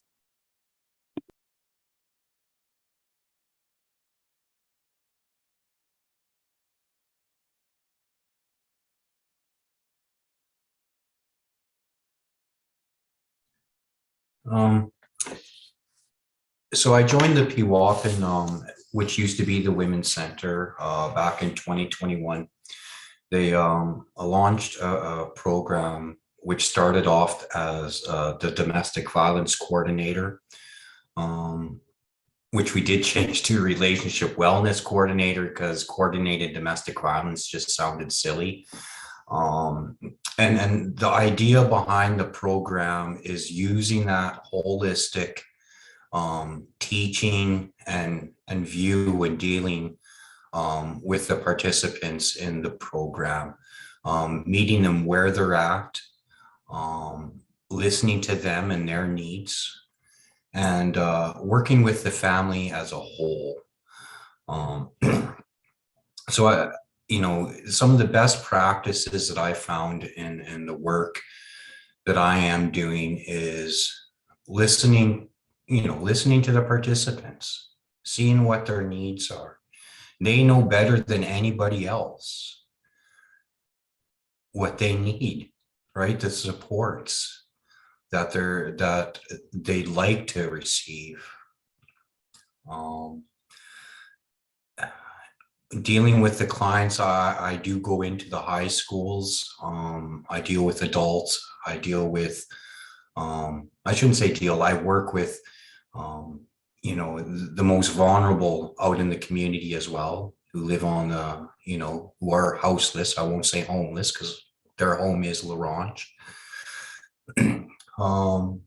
They're scared, they're alone, right? And then we need to find ways to help them feel like they're part of the community again, right? And that they're supported. So I think that is the best practice and approach we could use. Working with reparative and restorative education. I just hosted a justice and health symposium for the professionals in the community to see what kind of supports that our community has to offer, our tri communities. And part of my swag bag, and the teachers really appreciated it, was a book. I don't know if you can see it, but it's on restorative practices. And the teachers were like, wow, Ryan, can I use that in school? And I said, well, as long as they allow you to, absolutely. Right. And that's why I included it. So yeah, that's, I guess, it for now. I could talk more, but we'll let others share. Thank you. Thanks, Ryan. For me, anyway, my community, there is, since I moved back here, you know, I haven't heard or even seen of any sexual, like, orientated, any kind of training or any kind of presentations or anything like that at all in my community. And my community, the reserve, deals with a lot of sexual abuse, sexual assault, sexual, like, everything. And especially with our, you know, residential school, because we have a lot of clients, like majority, I would say half of the people in my community has been to residential school. So my community, I mean, if I was only to focus on the negative, I'd be in a mental home right now, you know, but I choose to focus on the positive that people, as far as the people have gone with the education that they have, with the knowledge that they have right now in my community. And that isn't much, I can tell you that, because right now, Catholic religion is still prominent in our community. The elders are still saying, you know, go to church, go do this. But this is what they've been taught, right? In residential school and throughout their middle years, their young years, this is what they've been taught. So in my community, it's still just right in front, like it's, everything needs to be hidden. You don't talk about that. You don't say anything like that. This is so not right for me. Me with my education, this is the community I came from, and this is where I was sexually abused. I had to deal with all this stuff. And then when I left, I didn't understand at all what I went through as a child, as an adult, as a teenager, what I was promiscuous. I didn't know why I was doing all these things until I went to social work, to school. And then I realized, wow, okay, this is why I was doing this. This is why I was doing that. I wonder if my community knows this. You know what, coming back after all these years, they don't know. There is no knowledge in my community about people going, what to do or how to talk to people. I don't know if someone was to walk into my clinic right now and to say, hey, I have a problem. I need to talk to someone about this person bothering me. You know what? They probably would not know what to do at all. They probably would not know who to refer to, nothing at all like that, because it's not talked about. My community is not talking about this tragic, you know, for me, it's tragic. And they're not talking about it. It's all hidden all the time. You know, I had for us, for a community gathering, we usually have like AA roundups. AA roundups meaning people gather from other communities, our community, to talk about their healing with addictions and stuff like that, right? So when and the elders, you know, I've been listening. All I've been doing since I came back is I'm standing back and I'm observing, I'm listening, I'm watching, you know, what the needs are, so that I can help someone in my community if need to, you know. So that's what I've been doing. And I've been providing services. I've been throwing services in steady on every week. I make sure there's an activity in my community for all ages, not just for one age, because I want them to be comfortable, and I want them to say they're okay to talk about these things, this stuff that they're hiding.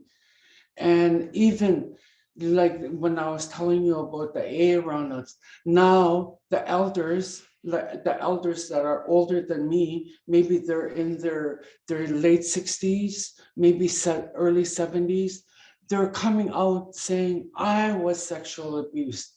And they talk about it at the AA roundup. So there's no one to go up there to say, you know, I understand, I understand what you went through, and I can help. Nothing at all. These elders I know they're crying for help when they say, I've been abused. And they have the courage to go up in public and say, I've been abused. And I understand that they need help, but I need help to bring this education into my community, because I can't do it on my own. I can't. Thank you so much, Kathleen. Yeah, thanks for sharing, Kathleen. I can kind of relate. My dad is from Fond du Lac, and our family is very hush-hush kind of mentality. And I know that it's based on, it comes from the residential school and the colonial systems, and how that impacted my family. And you're right that the education for Indigenous communities, especially the remote communities who don't have direct access to places like Saskatoon that provide services, there's that barrier. And well, I guess to give a little bit of my background, what I do is I work with, I said I work with Saskatoon, but I also work in collaboration with the Saskatoon Sexual Health Clinic, and which is called the Shout Project. And the Shout Project, one of the objectives is to provide safe sex education for those who are two-spirit, gender, or gender diverse, or to us LGBTQ community. And so with that, me and my coworker, we aim to expand our reach other than eventually we'll expand our reach other than folks that are here in Saskatoon, but to expand our reach to different Indigenous communities across Saskatchewan.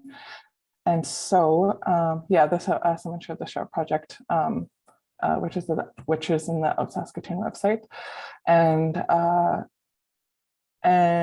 yeah, no, I do agree that it is essential, because without people knowing what sexual abuse is or what it looks like, and then they probably won't know how to advocate for themselves, to speak up, to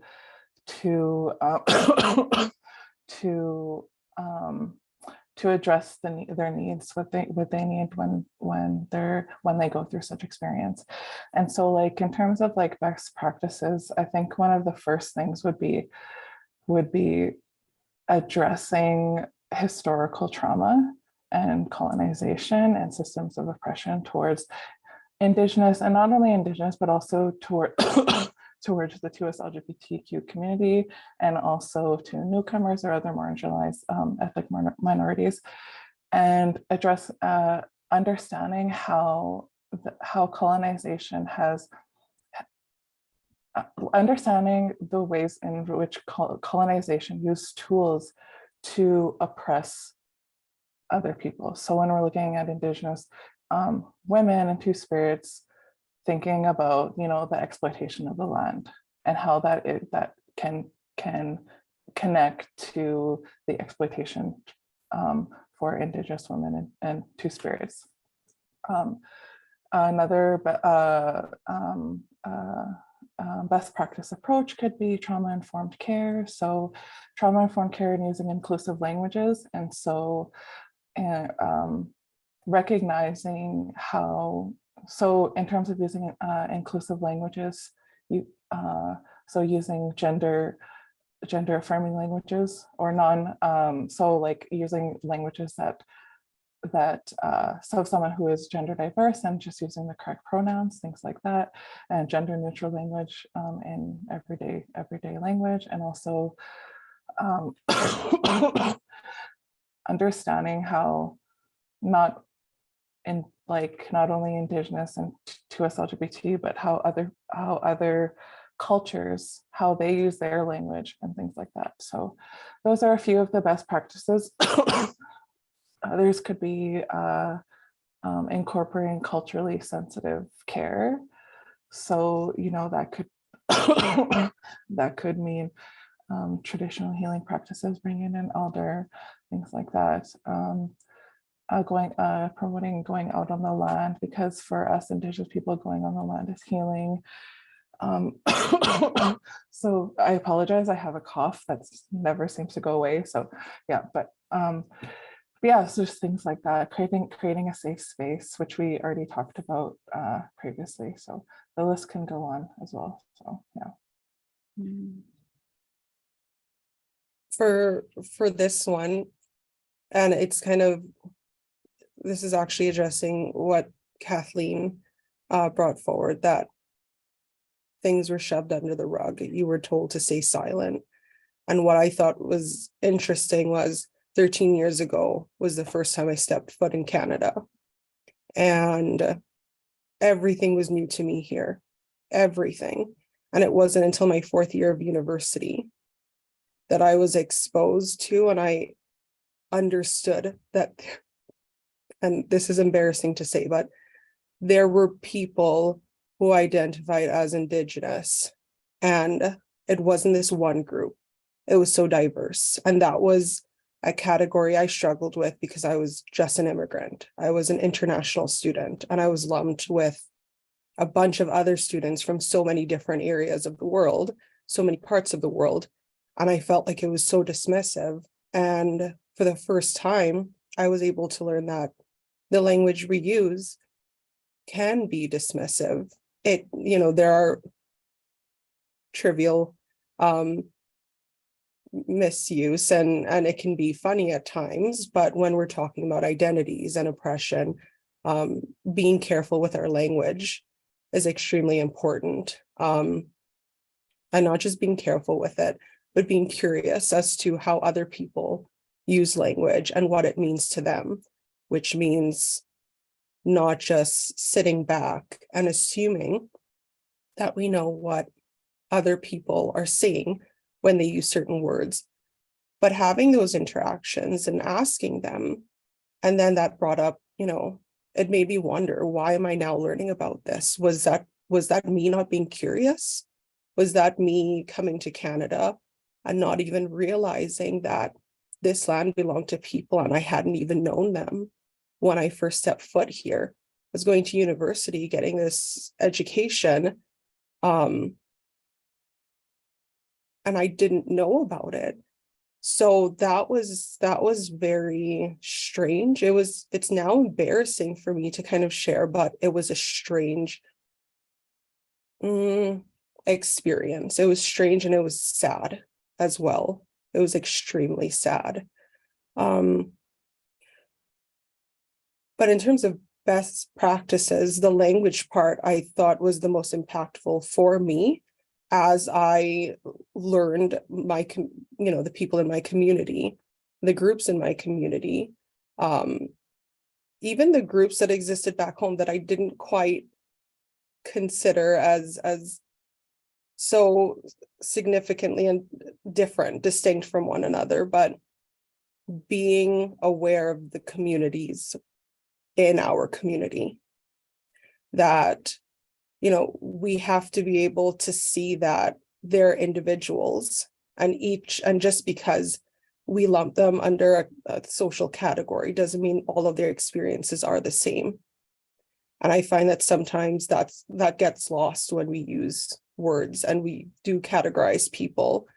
So it's just being mindful of that as well, that instead of categorizing and assuming we know what this specific group needs, maybe asking them, what do they need? And I guess that's also where representatives of groups should have the capacity to speak out and be offered to speak out. We can't talk to any and every person on this earth. Like, I wish we could, but I don't know how many things would get done if we spent the time talking to each and every person, but we should hear as many voices as we can and then do something with that. And the last one was acknowledging power imbalances. And the whole concept of intersectionality came up for me because I didn't know that coming to Canada, I identified as a brown immigrant female. I didn't realize my privilege in being cisgendered. I didn't realize my privilege in being Catholic. I thought that was just a thing.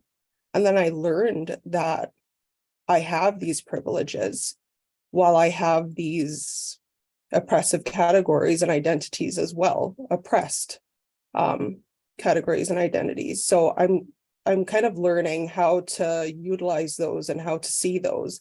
And I think it's really important that we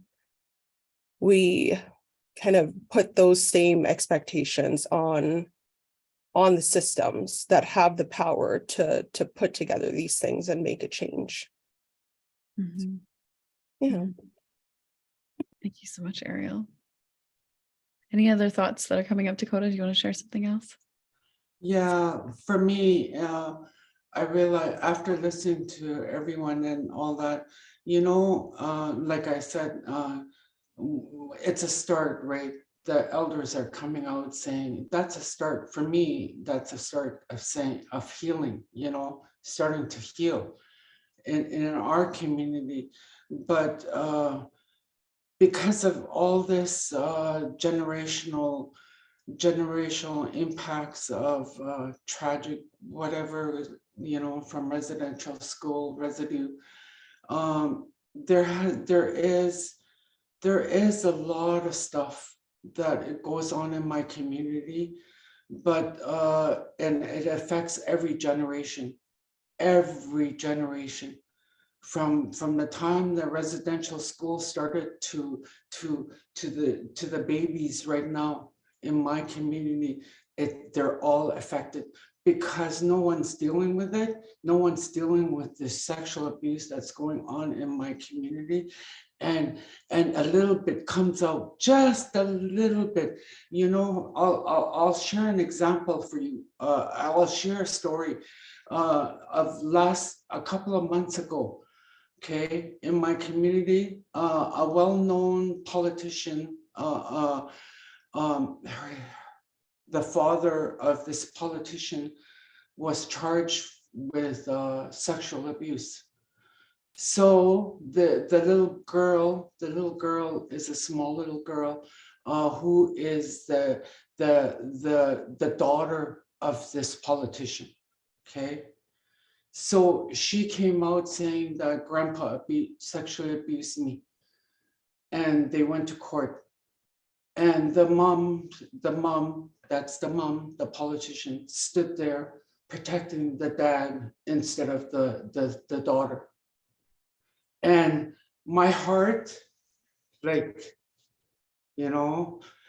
going through what I went through, seeing that, I'm like, oh my goodness, we need help. We need help in my community. If they don't even acknowledge, like the child is helpless,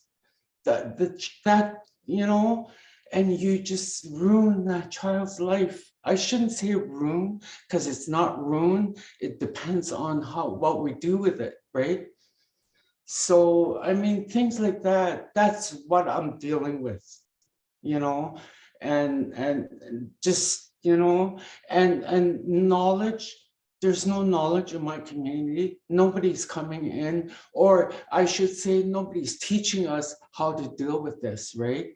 And so, and they say you got to get up on your own and start doing things on your own. And we are trying, but I don't think we know how. You know what I mean? I don't think we know how to do it or where to start. because I think that fear is there. If you come out, you're gonna be ostracized, or you're gonna be, you're a bad person. And I think that idea is still in my community, and that's one of the reasons why it's not coming out. And we deal with, because of the effects, not just that, the effects of all this trauma. We're dealing with addictions, we're dealing with meth, we're dealing with coke, we're dealing with everything in my community. It's a small community, mind you, compared to other reserves. And it's like, it's crazy. Every day, maybe twice a day, the ambulance comes from all across to this clinic to take someone out. That is like, it just blows me away. And so I think education, a lot of incorporating all this. I think we need a lot of education in my community, a lot of healthy people that in my community, there is a lot of healthy people. There's a lot of people that have their degrees, their social work degrees, they've been to university, and we have lots of nurses. Our nurses are all from our community. I know for a fact they've been out training for sexual abuse because I signed it off, So I mean, things like that, it's happening, but it's not even baby steps. Like it's like a slide, and it's like, so I think with this, I think we need a lot of education. We need a lot of people reteaching people, talking to people about, about the safety, about talking to people, about all this education. We need to be educated in my community about this sexual abuse anyway. Thank you, Kathleen. Thank you for sharing your experiences and what's happening in your community. And I think it really speaks to, the significance of education. And when we spoke to the way in which the story of the province, the language that we use to talk about Saskatchewan, and our colonial histories, and how it erases the experiences of marginalized folks, right? As Ariel was sharing, of not knowing, and too speaking to, having, the language as a doorway that invites people into the conversation. And I see that Ryan's raising his hand, so I'll let you come to the conversation. Yeah, thank you. I believe another thing, another best practice that we could do is we need to start educating the men in society. What I've noticed since I joined, especially the Piwapan Wellness Centre, I am the only male figure always around. Even today, you look at the panel, I'm the only male figure. And I am learning from women, right? They share their story with me. They bring out that empathetic side, that caring side, that nurturing side that they've been gifted with. I think, I know in La Ronge we have a group called Men of the North, which is a group that was created 2 years ago as well. A friend of mine is running it, and what he has done has opened up a safe place for men to come together, where they can cry, where they can share, where they can be real with one another and discuss what's happening in their lives. So a good practice would be bringing some of this knowledge, right? And what's been happening, sexually violence wise to that table, and, letting them work through that, because I could guarantee you a lot of them have been victims, and they've also been perpetrators. of it as well, because of the experiences they've had in their life, right? And that's it. That's all I'd like to say on that. Thank you. Thank you, Ryan. Oh, I think we had, oh, did that disappear? Oh, there we go. I'll share a little bit here from the chat. Ariel, I was going to come back and share that we had a question from an attendee that was saying, I really appreciate what you're saying about how words in this question can be interpreted in many different ways. I'm curious, what do you find are the most powerful words in this question, and how does that impact how you might respond? And so I'll just share what you'd said here, Ariel, about the words teaching, healing, reconciliation, and marginalized stood out for me the most. I'm still learning that teaching is not limited to advanced education, but it extends to cultural teachings as well. Healing is based on our own identities and individual needs. For some, that can mean finding forgiveness, and for others, that might mean advocating loudly. I'm still trying to understand reconciliation, as this is a concept that does not exist to the oppressed groups of my home country. I'm learning what reconciliation can possibly mean to different people. And does it mean an apology, or does it mean incorporating cultural practices in education? Does it mean something else? And marginalized groups in Canada may not be marginalized in other geographic locations as well. Still learning what this looks like, and I feel like 13 years is just the beginning to understanding all of this. Thank you so much for sharing that, Ariel. We did have one more question from Heather as well.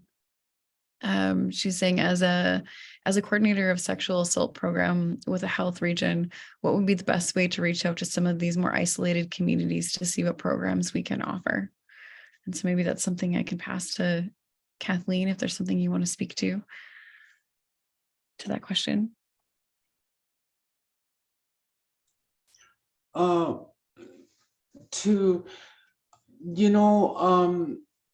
think, when you walk into an Aboriginal community, you got to be respectful. You got to be, culturally respectful, and pay attention, listen to what they're talking about, and I think we need a more healthy people, maybe their own community members, preferably. If not, somebody to come in, to a trustable person that can come to the community, that the community members can start knowing, trusting, them in their community, and to bring this information to them about sexual or orientation. It does not necessarily have to be always about sexual, right? It could be about healing, it could be about addiction, it could be, and because it all plays into one, right? Everything, our addictions, there's a reason why we have addictions, that we have to take care of. And I think sexual abuse is in a similar healing. It's a healing journey for me anyway. It's a healing journey. And as you go further and get all that knowledge that you need to heal, I think that's where you get better. You're not cured, but you're better, and all you need is that knowledge of how to do it. When you start feeling this, why are you feeling this way? And things like that. People are not aware, they're not in tune with themselves in order to heal themselves. So, maybe getting people that knowledge, how to, in our community, would be a start, maybe.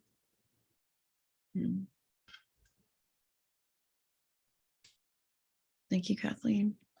Does anybody else want to speak to Heather's question? I can try to speak for myself, that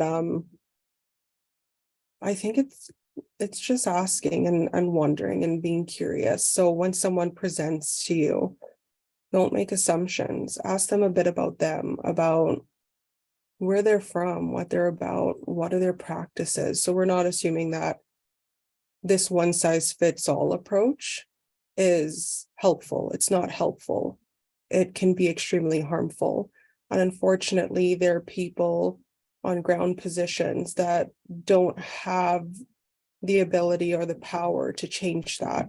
When we think about the health authority, how we can't expect the people that I'm meeting at the hospital to be able to change the whole system and do as they please. They have to answer to people.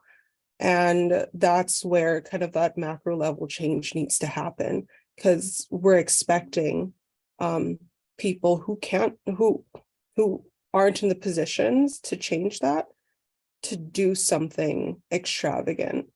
And that's not, unfortunately, that's not how things work. So there are people we have to answer to. There are higher ups, and the whole hierarchy is, I don't know how to, that's a whole conversation, but it would be nice to bring your own curiosity and awareness to your interactions with isolated populations or the people sitting in front of you. Look beyond what you see on the outside and just ask questions. That's how you'll learn. Thank you, Ariel. Does anyone else want to echo from this conversation, or we can move on to Amy's? Amy has a question as well. I'd actually just like to say one little thing on that. I know so the community, there's La Ronge, there's a Lac La Ronge Indian band, and there's Air Ronge where I live. So we're a tri-community here. I have to say, like, the SHA has done a good enough or a good job of starting to get out there and promoting sexual wellness. We do have the new Woodlands Wellness Centre that has opened up here that is using more of a holistic approach to dealing with the trauma and the aftermath of the attempted assimilation of the Indigenous people of this land. And another thing that is great is even the Piwapan Wellness Centre. We do have a holistic sexual wellness coordinator who does do outreach work, goes into the schools, talks with youth. I've attended as well as the relationship wellness coordinator to try to promote those healthy relationships between individuals. Thank you. Thank you, Ryan. Amy is asking, what is the role of sexual health in schools to equip children, teens, and adults in giving people the vocabulary to express harms or heal? I'm not sure what the school curriculum is like, but I know in Northeast Saskatchewan, the organization that I work for here, we have been invited into some classrooms to speak to kids about consent, language, consent, communication, healthy relationships, sexual assault, sexual abuse, and its impacts. But we rely on an invitation. So I think implementing that into the school curriculum and having each class regularly get to meet with someone who can talk about these very difficult conversations and teach them about these things that they will be exposed to regardless. We're not protecting them. The world is the way it is. We're not protecting. We're actually putting them in a position where they don't know how to ask for help. They don't know who to go to. We're hurting them by doing that. So I myself have experienced a lack of invitations. I have a few teachers who are just like, this is amazing. Come talk to the kids. They love I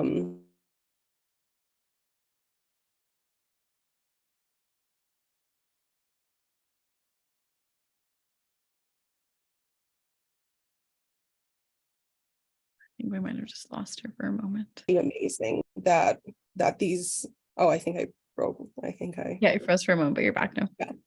No, I was going to say the kids have so many questions, and it's amazing how many questions they have. And I'm so happy that they're asking it, because that means it was on their minds. I didn't throw information at them and change their minds. Like, it was there to begin with. So at least they get those answers from people who care about their well-being. And I wish that was something that was mandatory in the education system, the public education system. But I've never lived through that, because the one back in my home country is different. So I don't know. I'm hoping that that's something that even could be done. Thank you, Ariel. I would also say educators can talk about the signs of, like, if you're in a relationship with someone, or or doesn't have to be a romantic relationship, it could be like a friend or family member, talking about signs of what sexual violence can look like, or the leading signs towards it, so then they could take action, or they can speak up to others about, okay, this could be happening. It hasn't happened yet, it could be happening, but I want to know what I like, so from there know how I can address or even talk about prevention, things like that. But so, yeah, and another thing too, which I guess slipped my mind, it just slipped my mind, but yeah, talking about not only specifically what it looks like or what it can look like, and talking about the nuance within it, but also specific terms, like anatomical terms, using instead of using I don't know, saying stuff that kind of perpetuate it, putting the conversation under the rug.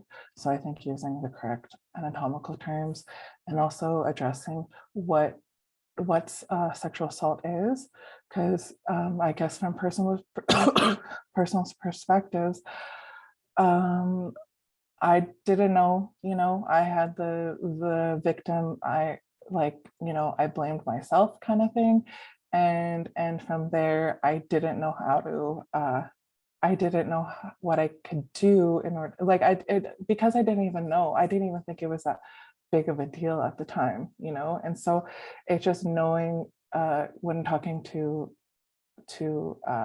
listeners or students, saying what it is and what it isn't is very important. Mm-hmm. Mm-hmm. Thank you, Dakota. Mm-hmm. Yeah, thank you, Ariel and Dakota. Like, what you were talking about really resonated with me. I find with our, we have been successful entering into the schools here within the tri community. And it's, we have done a lot of work though. Like, I always make sure to go and visit the schools. I do a walkthrough. I connect with the social workers there. I'll go and knock on the principal's door, and it's just to go and have a coffee and to talk about what's happening with the Piwapan Wellness Centre and the supports and programs being offered here. And you're right, talking to the students about, appropriate behavior with each other. And I loved, Dakota, I think it was you who said, the relationships, they could be friendships, partnerships with an individual. I even take it as far as work relationships, working in a work environment, it's all that kind of stuff needs to be talked about within the school system before our young people come out into what I call the jungle, and and start giving back what they've learned and taken in.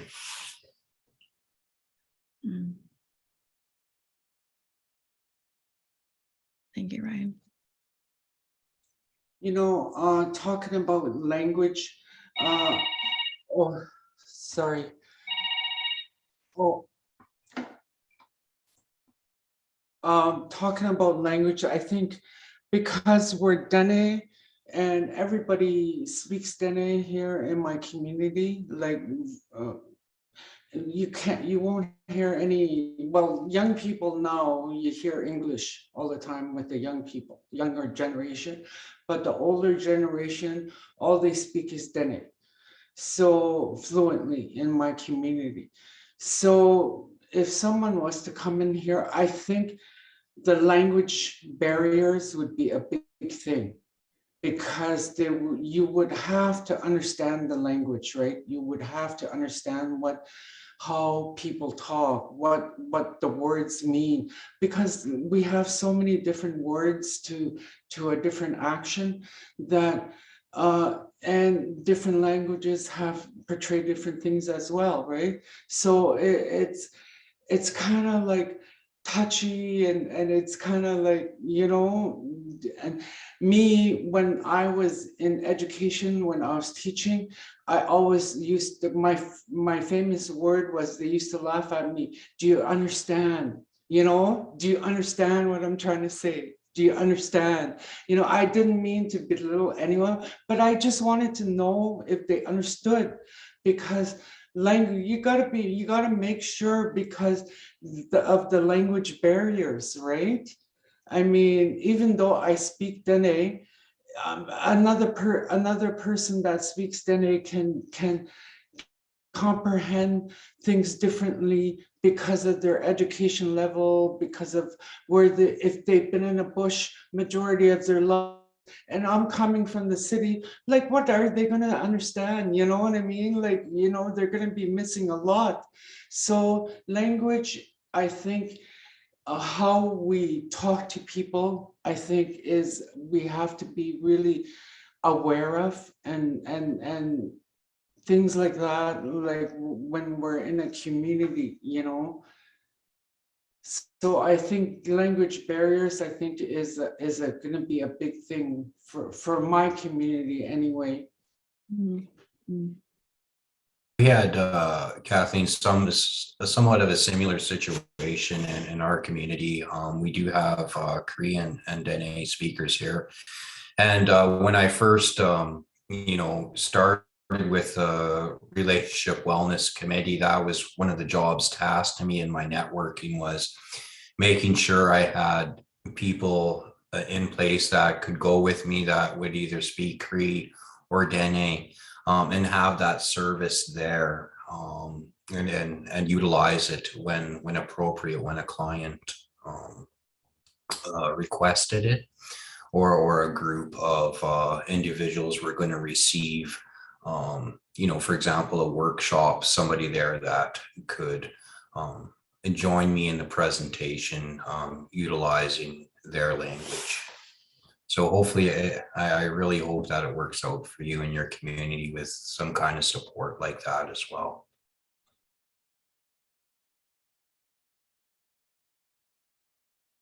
Thank you so much, everyone. It really speaks to, I know a lot of what has been spoken about in SSVE research is how, largely up until this point, all of sexual violence education is that one size fits all, right? And that it really does not speak specifically to the different languages, right? And the way in which different words have different meanings that everyone's really shared today based on, the context, the experience, the culture, the language that's being spoken, right? And there was one more thought that came to mind too, that was just leaving me. And two, I think, how language also supports, and I think this will kind of lead into our second question too, of how language really supports, the intersectionality of experience as well. And I know that I'm reflecting back on the panelist of how one of our members, Lori Harrison, was speaking to the ways in which folks even identify in their own experience of sexual violence, and how some might not identify as a victim, or allowing for folks as well with lived experience to and I think this was spoken in the conversation too, of allowing for them to share, right? How it is that they're identifying, how it is that they are telling the story of that experience, and being able to have language that meets that experience, that allows them to be seen, right? I think that's very much the foundation of learning is healing, is that when somebody sees themselves and the things that they're learning in the language, right? That it opens that doorway for healing. So I'm going to share the second question here in the chat. I'll share it to everybody as well. The second question is, how can good sexual violence education build solidarity against communities that are targeted differently? So examples, marginalized communities such as LGBTQ individuals with disabilities, or individuals from culturally, linguistic diverse backgrounds, and of course, the folks here with, specifically Indigenous communities as well. So I'll share that question in the chat for everybody.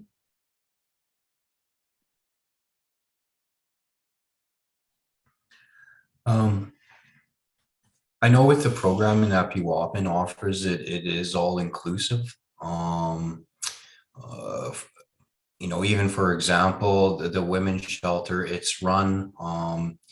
If you identify as a woman, you have a spot in the shelter if you're fleeing domestic violence. Our program and our holistic sexuality programming, it includes everybody. We run, or not we, but the outreach worker that puts on that programming, she'll host, for example, Naughty Bingo, and it's inclusive of all gender, sexuality, identity. So yeah, I think, through the work that we do and moving forward, things can get better.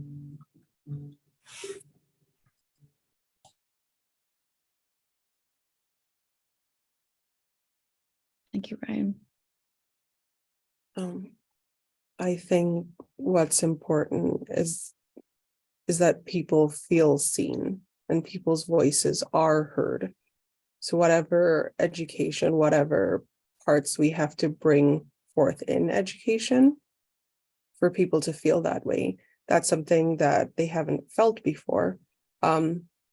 People live not feeling seen and heard. And this is how things are covered up. And this is how people live with shame and guilt over something that is not their fault. And no one's heard them before, seen them before. So our education has to really emphasize that we all have this responsibility to see and hear every individual as an individual and understand their experiences, how they see it, and how they want their future to look, instead of us deciding on their behalf what happens next. We should be asking them, well, what do you want to happen next? And take those answers and put together a tree of programs or a tree of ways to approach different individuals having different experiences. And sometimes that just might not be something we can plan. We just have to be very self-aware, and we have to sometimes make it up on the spot, because we can't just have this system for everyone. That's the problem that we're dealing with currently. So I wouldn't want to perpetuate that.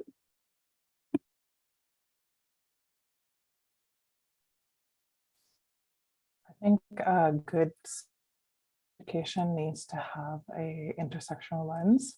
It was mentioned earlier, but it is important not to view as everybody's experience the same as the other. And so looking at those, so if we're looking at someone, for example, who is Indigenous and queer, their experience might differ a lot differently than someone who is who's non-Indigenous and queer, or someone who is Indigenous and I guess cisgendered or heterosexual.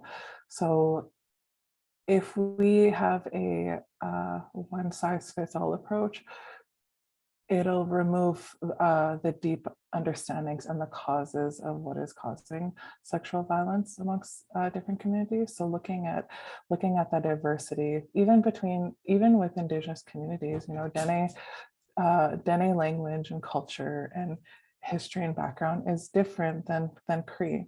So even looking at the cultural diversity within even different communities, also where they come from, if they're coming from in northern communities, or if they're urban centered too as well. So just looking at the very diverse needs and the reason, the underlining, I guess, deep reasoning that of sexual assault, because there's a deep underlining to it, and it goes on a deep level, and understanding where it comes from, how it started, what and what is continuing that today, not only historically but also today. So I think just recognizing the different cultural backgrounds and different identities too as well.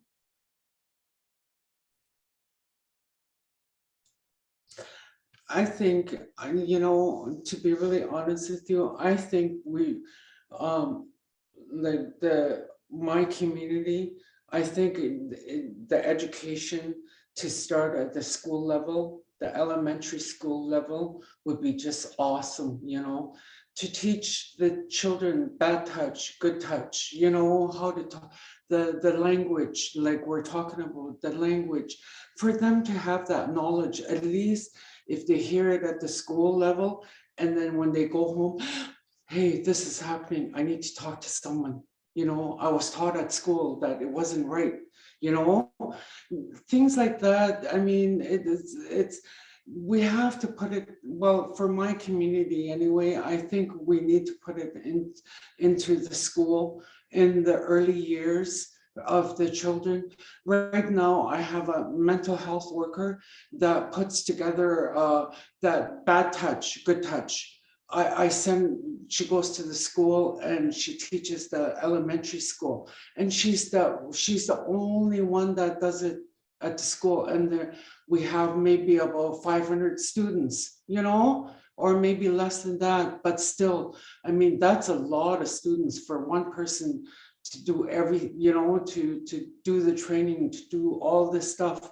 And even her, maybe for all I know, I don't know, but for all I know, maybe she's dealing with similar things that triggers her and I'm not even aware of it, you know? I'm like that, like, so I'm like, I think it should start at the school level, at the elementary, at where the children can take it home with them.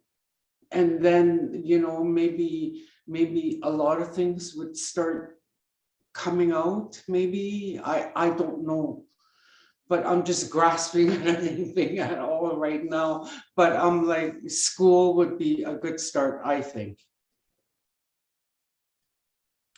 And I would really like for part of that education to also include how to speak out when something is bothering you, rather than being worried about what the other person might feel.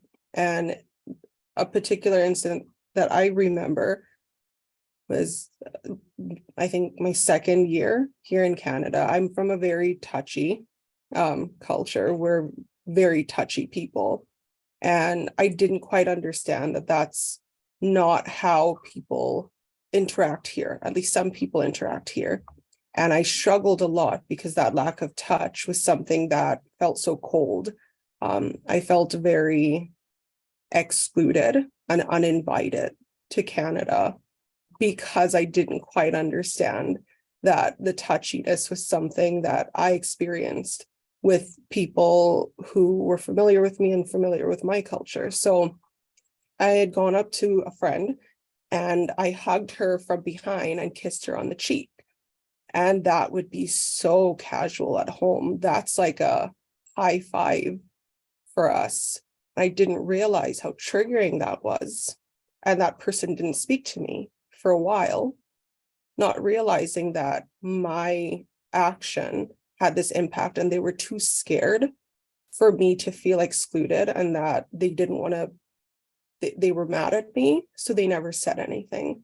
And then there was this awkward loss of friendship for a short time because they didn't know how to say, hey, what you did made me feel uncomfortable. And I didn't know how to ask if what I did made me feel comfortable, because we never learned to ask those things. So I think having that conversation about how to ask these questions and how to stand your ground and how to make these statements to people and not worry too much about what the other person thinks, because it is your experience. I think that's really important that we start at a very young age.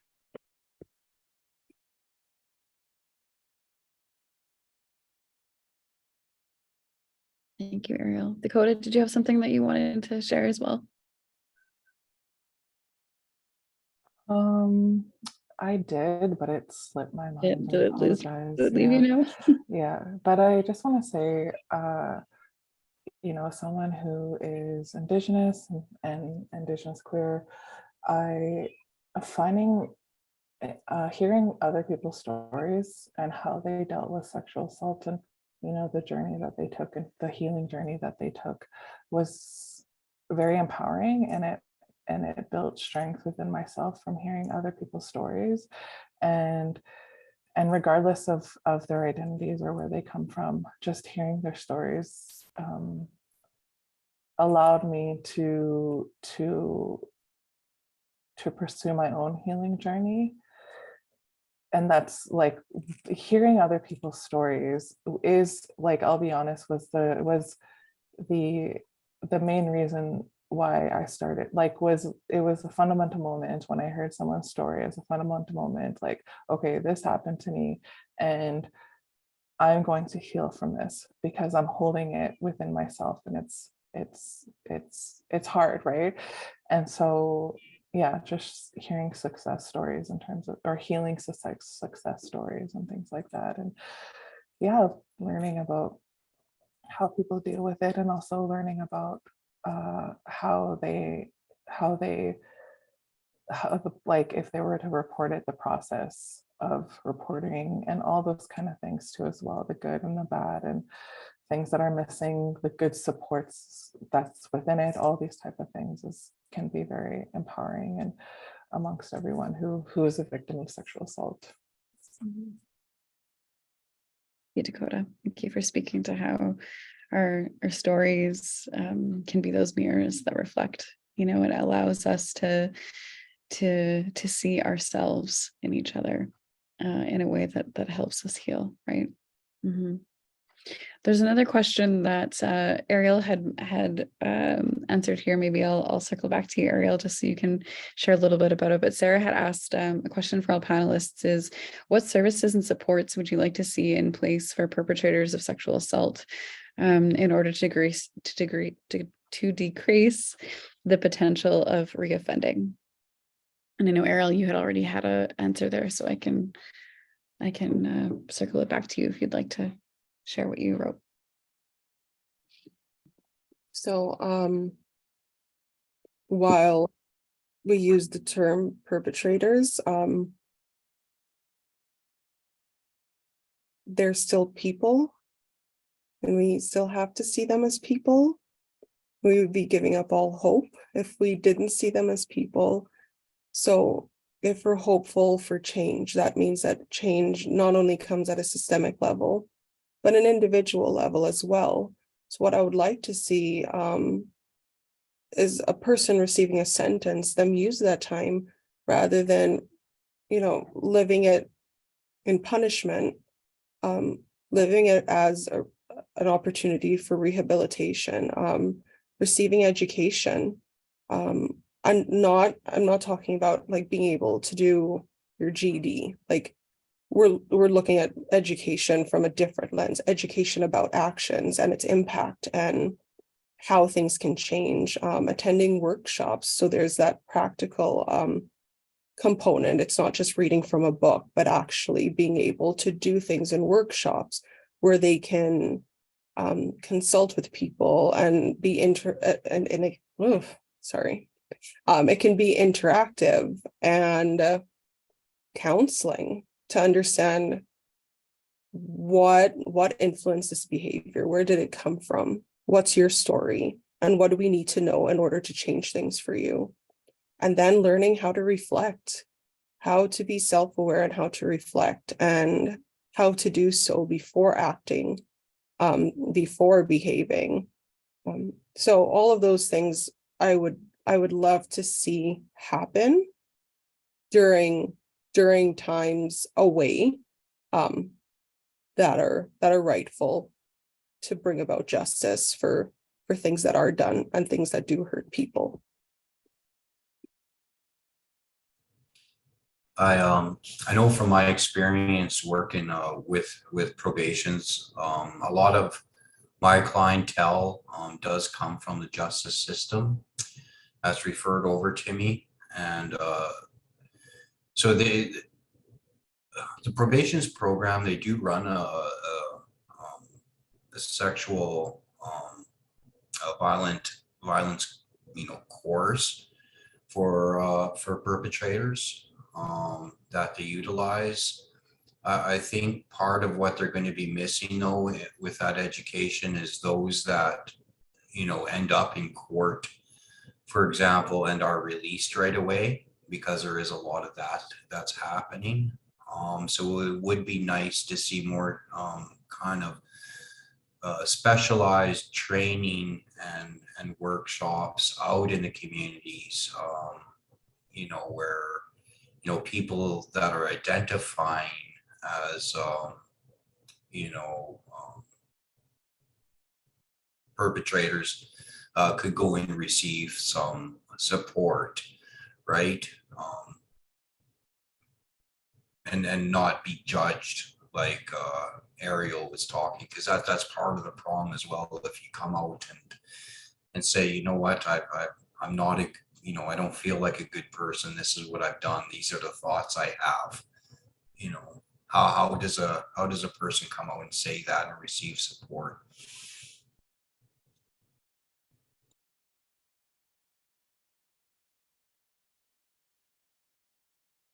Thank you, Ryan. We had Patricia sharing as well here in the Q&A of saying they need to sit in circle with women who've been assaulted to see the impacts of their actions and the effects, so that both can come to a place of forgiveness, so both can move forward in a good way. Many that abuse have been abused, and many are now in lodges with women and learning their roles as helpers, protectors, firekeepers, etc. Yeah, and I think it's such an important conversation, and when we're speaking to education as well, and how so when Kathleen's even speaking to just how for so long in many communities it's been silenced, and having those having that conversation be silenced, and they're not that safe, that space of safety and support. Of course it does harm victims and survivors from coming out, but also perpetrators as well, for them, like you were saying, Ryan, to have that safe space to be able to really acknowledge their pains, and their own histories as well, that have led them to being a perpetrator as well, right? Yeah. Okay, so I'm going to move on to our next question here. This speaks to holding funders and organizations accountable. I know that we had spoke to this a little bit in our word cloud. And so I'm going to share this in the chat for everybody as well here. And so this question is, what mechanisms can be put in place to hold funders and organizations accountable for the effectiveness and impact of their sexual violence education programs, and how can this accountability be measured and assessed?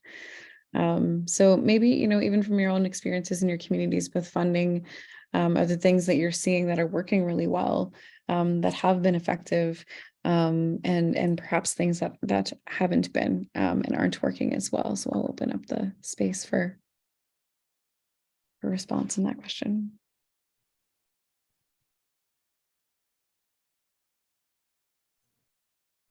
I guess I can go first. I was waiting for somebody else to jump up, but I don't mind.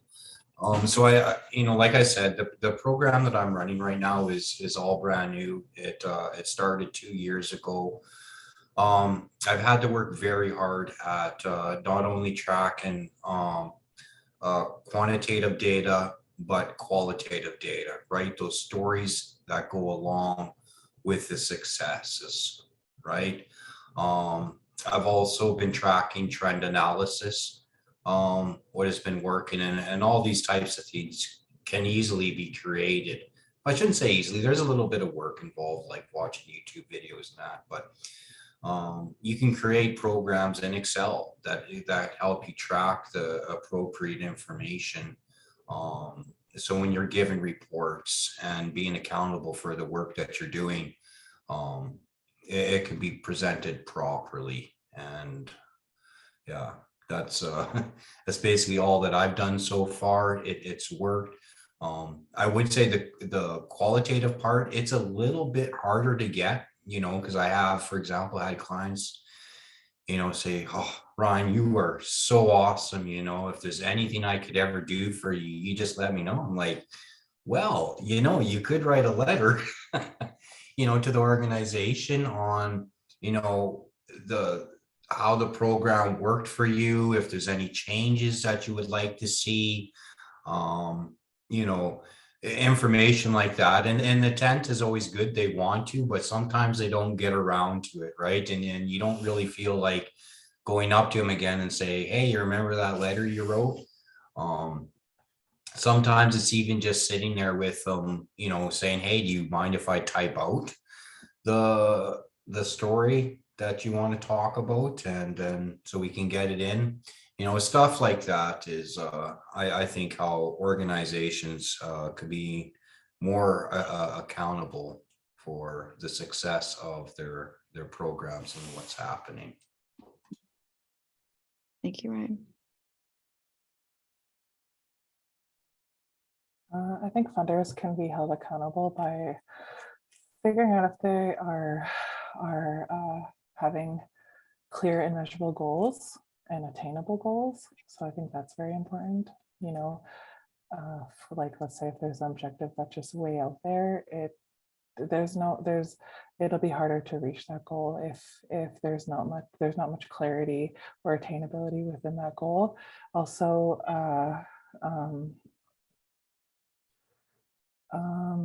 reporting and evaluating how that process is going, what type of evaluation tools are they using? Is it culturally sensitive? Is it appropriate? Things like that.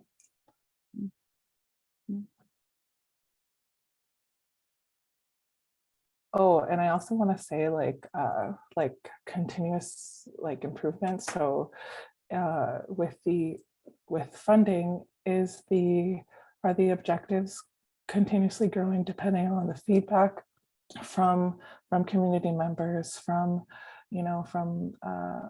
community organizations or individuals, people like that? Are they being responsive to the feedback that they're getting, and are they growing like a moving body because of that? So yeah.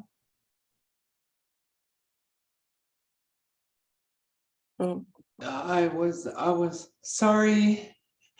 I was thinking about this, and as I was listening to you guys talking, I think I need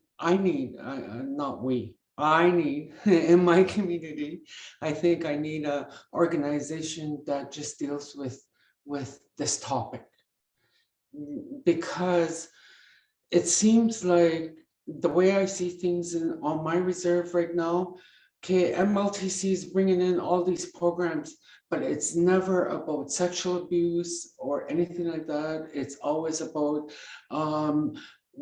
addictions or gangs or and stuff like that, and it's never about anything to do with sex at all.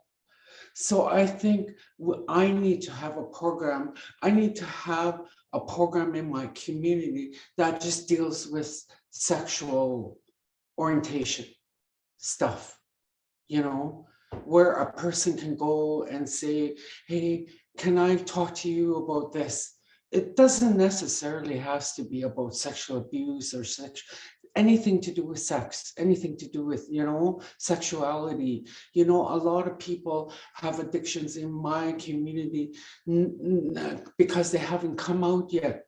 They're scared, you know, things like that. We need to start talking about all these things, and it's not happening in my community, and I want it to happen so badly. And I can't force anyone to talk about stuff, you know, things. All I can do is provide a safe place for them to do so if they feel like it, you know. And right now, I don't think we have much of the organizations that are in the community. I think there's only a few safe places for a person to come to say, you know, this has happened to me, or I want to talk about this, you know. And I think we need, in my community, I do believe, I think I need more safe places for people to go.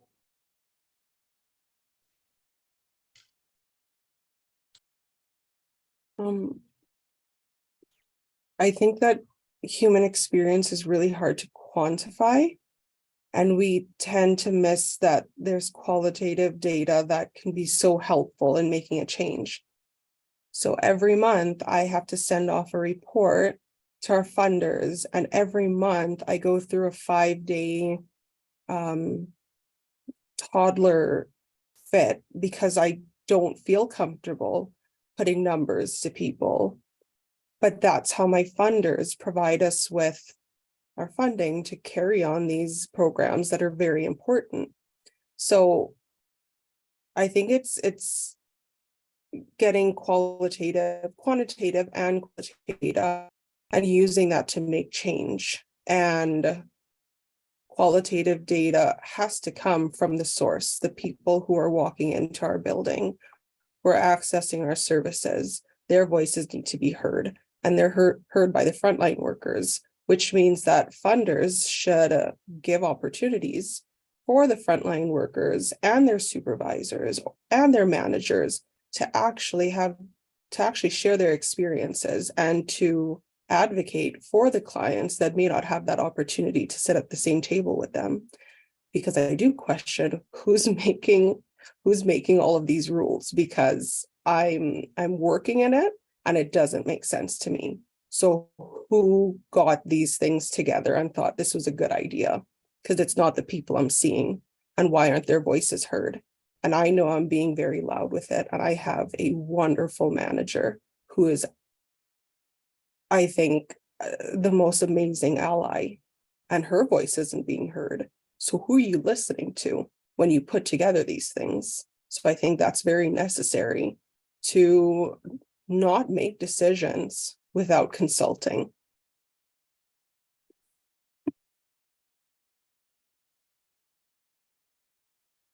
Thank you, Ariel.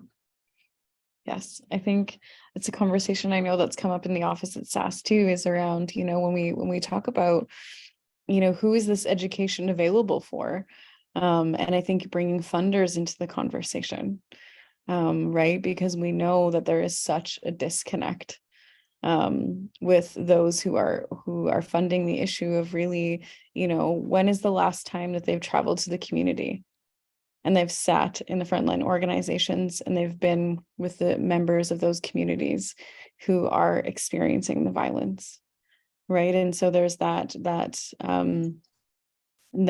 connectedness and closeness to the stories, to the lived experiences, that is so essential, right? And I know that we would echo that too, of you know, the more, you know, the stories and the lived experience, and how really that is so much more important.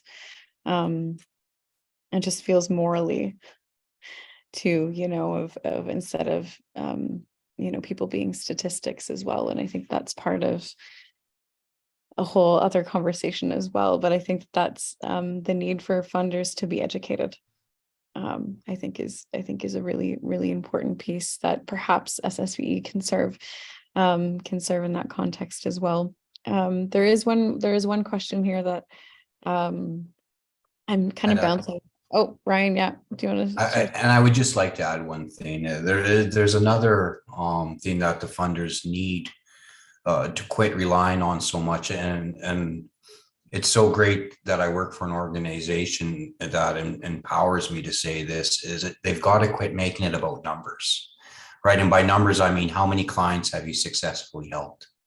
How many successes, right? The intent of this program that I'm running right now, when it came up, was it's not about numbers. They say, Ryan, if you have just one client and you can work with them and support them and help them where they're at, you know, that's all that we require of you, you know. So yeah, just that one last little thing there. Thank you. Ariel? I actually wanted to echo what Ryan said. You know, I'm asked so many times, like, how many sessions a day? What are you doing? How many people did you serve? What was the outcome? And I don't know how to measure that outcome, because there's a person sitting in my office and it might be the first time they've ever been heard. How do we measure that? Was it successful? I don't know. Like, how do I put that? How do I put a number to that? And I am a person sitting down here, and then I have to rush through so many people and so many people in a day, so many people in a week. So their stories are limited to a certain time. And I understand that, you know, in order to help many people, we have to be mindful of time. It's just there's so much emphasis put on numbers and time and what you can fit in. And I feel like stories are being unheard because of that. And I think and looking at it again from a macro level for this one, when SAS came to visit last year, Samaya and her research team, I expected a follow-up because it's SAS and I believe in SAS, but had it been anyone else, I don't think I would have expected a follow-up. So when I received the follow-up and sitting here speaking to everyone today, I don't know how many organizations actually do this follow-up, actually do the transparency of, this is what I'm doing with the information you give me, and I'm going to do good with it. And this is the outcome. Here it is. This is what we're working on. So part of me feels very honored that I got to be here with SAS, but it also sets a standard that I'm expecting from many other funders and people who decide on programming. And I wish that follow through happened there as well. And you did collect the qualitative data. SAS didn't quantify anything we said, and it was impactful and it was useful, and something amazing is coming out of it. So qualitative data isn't a horrible thing. I would like that to be seen more. Thank you so much, Ariel. We have one question that I've left hanging here for a little bit. Ryan has responded to it, but we had a attendee ask, do any of the panelists use 211? And if so, what pros and cons do you think about how 211 serves rural and remote victims of sexual violence? Ryan, maybe if you wanted to just share a little bit of what you had responded there in the chat. Yeah, as I was sharing, I haven't had to utilize 211. The services that I have used within the community NPA is, so for example, I utilize SHA mental health services, the Lac La Ronge Indian Band health services. I use the PA crisis unit as a service as well. And what was the other service that sorry, I'm just going to look at that, my answer. I think that was it. And anyways, yeah, it's, oh, there it is. Oh, and then victim services, if appropriate, right? Because there has to be certain things met to be part of victim services, right? But, and then another thing too, that I always, when I'm talking and dealing with people is I always make sure, I know in La Ronge, we have what they call the crisis line. 306-425-4090. That line is 24/7. And people are able to connect and, with whatever type of crisis that they're in at a time, whether it's they can't sleep or they've been sexually assaulted or they're hungry or they just need somebody to talk to. So yeah, the 211, sorry, I've never used that. And maybe I'll have to check it out sometime to see what my personal experience would be like with it. Thank you. Thanks, Ryan.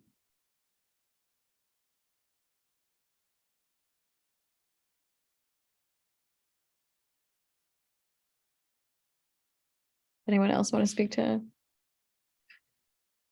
any experience with 211 or thoughts or feedback?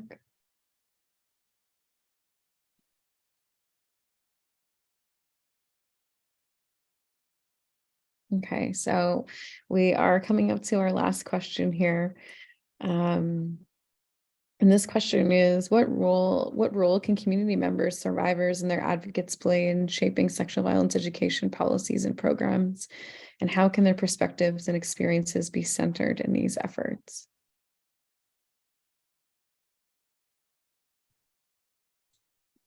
I think the community members that are dealing with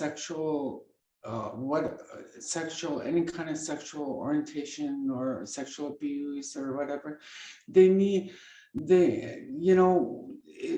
as counselors or as psychologists, whoever deals with the aftermath of all this stuff, they need to be advocate. We need to have an advocate for these people, and this advocate needs to have a voice where they can be heard in the community for more programs, for more people in our community to deal with this stuff. For more people to come into our community, because it's right now, for me anyway, it seems like once it comes out and then it's shut down again, it's just underneath again. And then nobody says nothing until a crisis happened where somebody got sexually assaulted, and then all the stuff comes up. And then it goes back down again, instead of going back down to be left out there and to be talked about. I think my community anyway would be better if it wasn't hidden anymore, if it was talked about, if it was, if it was a healthy conversation at homes, at schools, in public, even in public places if you have to, But right now, everybody seems to be scared because they don't know anything about it. And I think a lot of them probably don't even know what happened to them, and they think it's okay because they don't know. I can only imagine some of the guilt and hurt some of the men in the community change. And I definitely do not want to take away from what the women have experienced, from what some of the men have done, to hurt the community. But there's so much work to be done, and it's got to be done at all levels, all sides, with everybody. And I know part of my job, as I mentioned earlier, I do work on, I sit on Town of La Ronge Town Council as well. I've lived in the community long enough now. I want to give back to the community that's given so much to me. And part of my job that I want to do, not only through the Piwapan, which I'm very blessed to be in this organization, but I want to create a transportation service so people are safe getting home, right? Women and men they don't have to worry about walking the streets, right? I want programming, in the community. And these are all things, us not even as, we don't have to be professionals, even we don't have to have a high education to achieve this kind of work. We just got to have the will, and the compassion and love for our community and for one another to do this work, to make sure everybody's included and everybody's loved and taken care of, and whether that means with food security, housing security, because if there's one thing, I've heard over and over again in the last 2 years from all the clients that I work with, whether they're young or old, is, and I think I shared this before, but they don't feel safe. They don't feel loved. They feel alone. And I listen to them, and I don't have answers, a lot of the clients I'm dealing with, they tell me, Ryan, I'm tired of sitting in a room with somebody that's only going to give me answers. They tell me I know what I need, but nobody's there to support me through it. Right? Or the service doesn't exist. Right? We have to start listening to our young people. They have a lot of answers for us. They know what they need better than anybody. The victims, they know what they need better than anybody, the supports and that they need. So yeah, just being a good advocate by listening and supporting and doing what you can through whatever job or through whatever job that you're doing and wherever you're at. Thank you.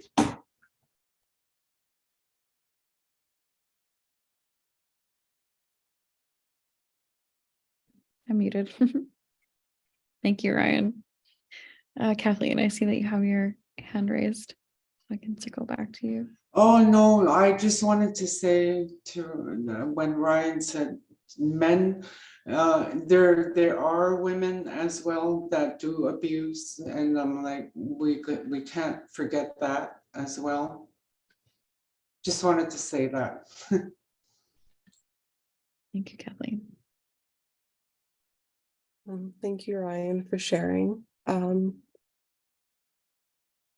What I think we can do as individuals in whatever roles we play is offering a space for people's voices to be heard. And I know that I'm sounding like a broken record, but those voices need to be heard for the first time, for the second time, and each time those voices need to be encouraged to be louder.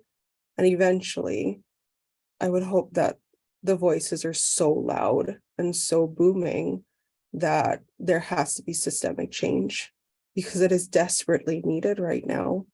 And I think if we're one person and we open our hearts and our ears to one other person, that's one louder voice, and eventually that will just add up, and it'll continue adding until the link is just too heavy and we have to do something about it, and people have to do something about it.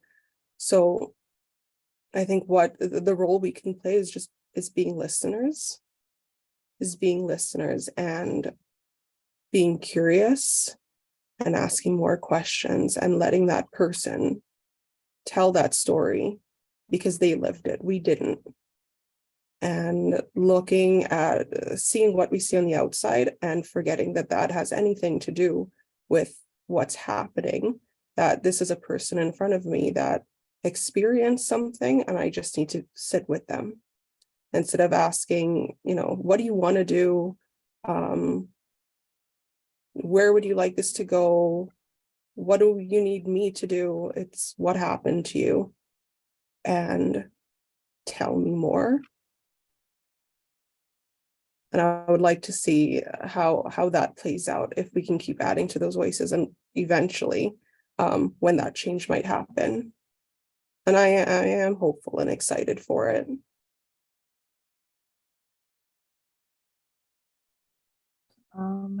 As someone who is a survivor and an advocate, I would say, as I said earlier, sharing my story, also speaking up when hearing about sexual, I mean, of course, respect to the individual, being anonymous and stuff, but I mean, you know, calling things out, and like, so for example, if you know, if we talk about like rape culture, if we see something that's subtle in our everyday life, calling that out, addressing that, and speaking up against that. Also, I would say, you know, I guess just continue my role as an educator, educating those, you know, everyone, victims, non-victims, perpetrators, about sexual violence, the harms, and what it is and what it can do to the individual. And so educating, I would say for myself, that plays a crucial role in the sexual violence education. Yeah. Mm.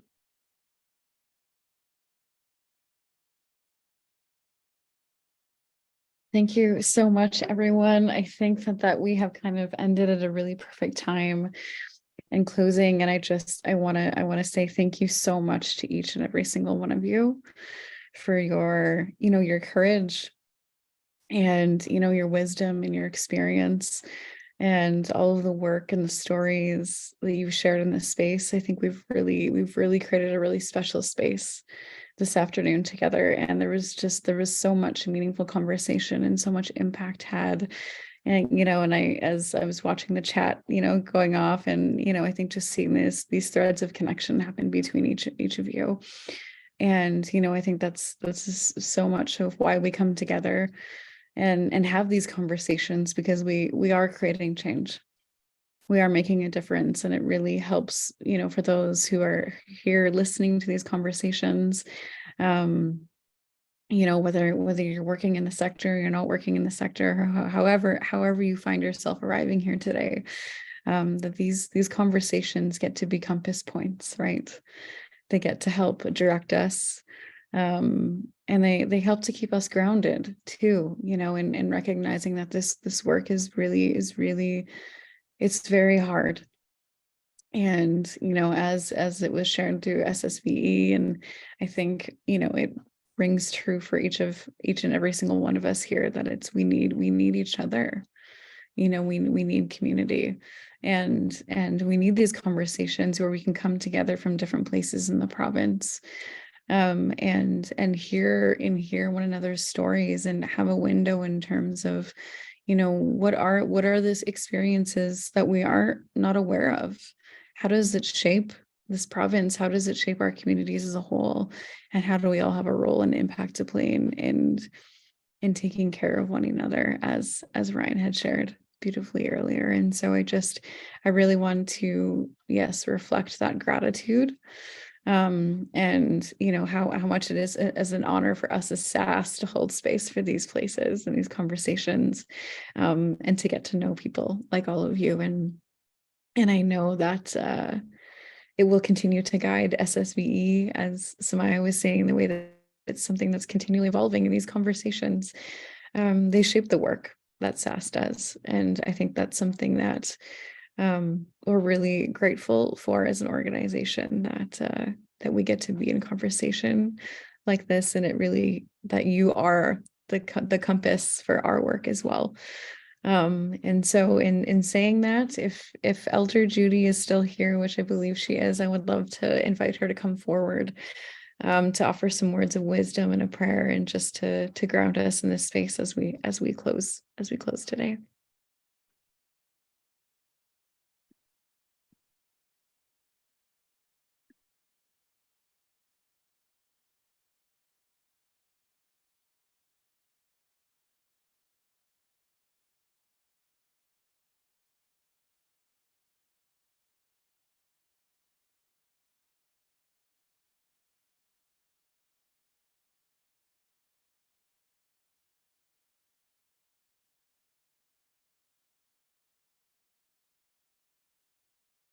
I think she's still here.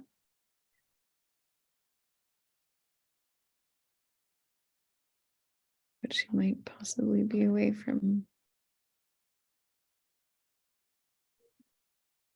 her computer.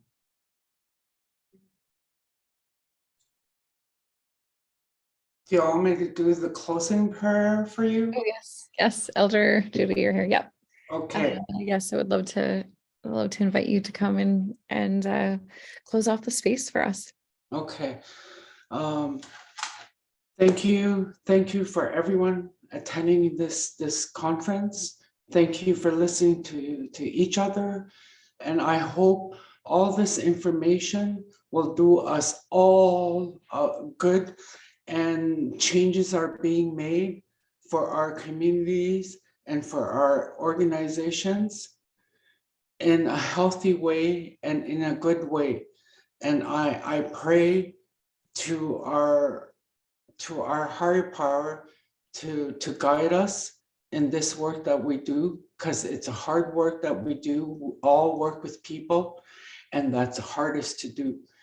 And I am so thankful to have met all of you. And there's people out there that are good helpers, and aren't going to give up, and they're going to keep fighting for each other.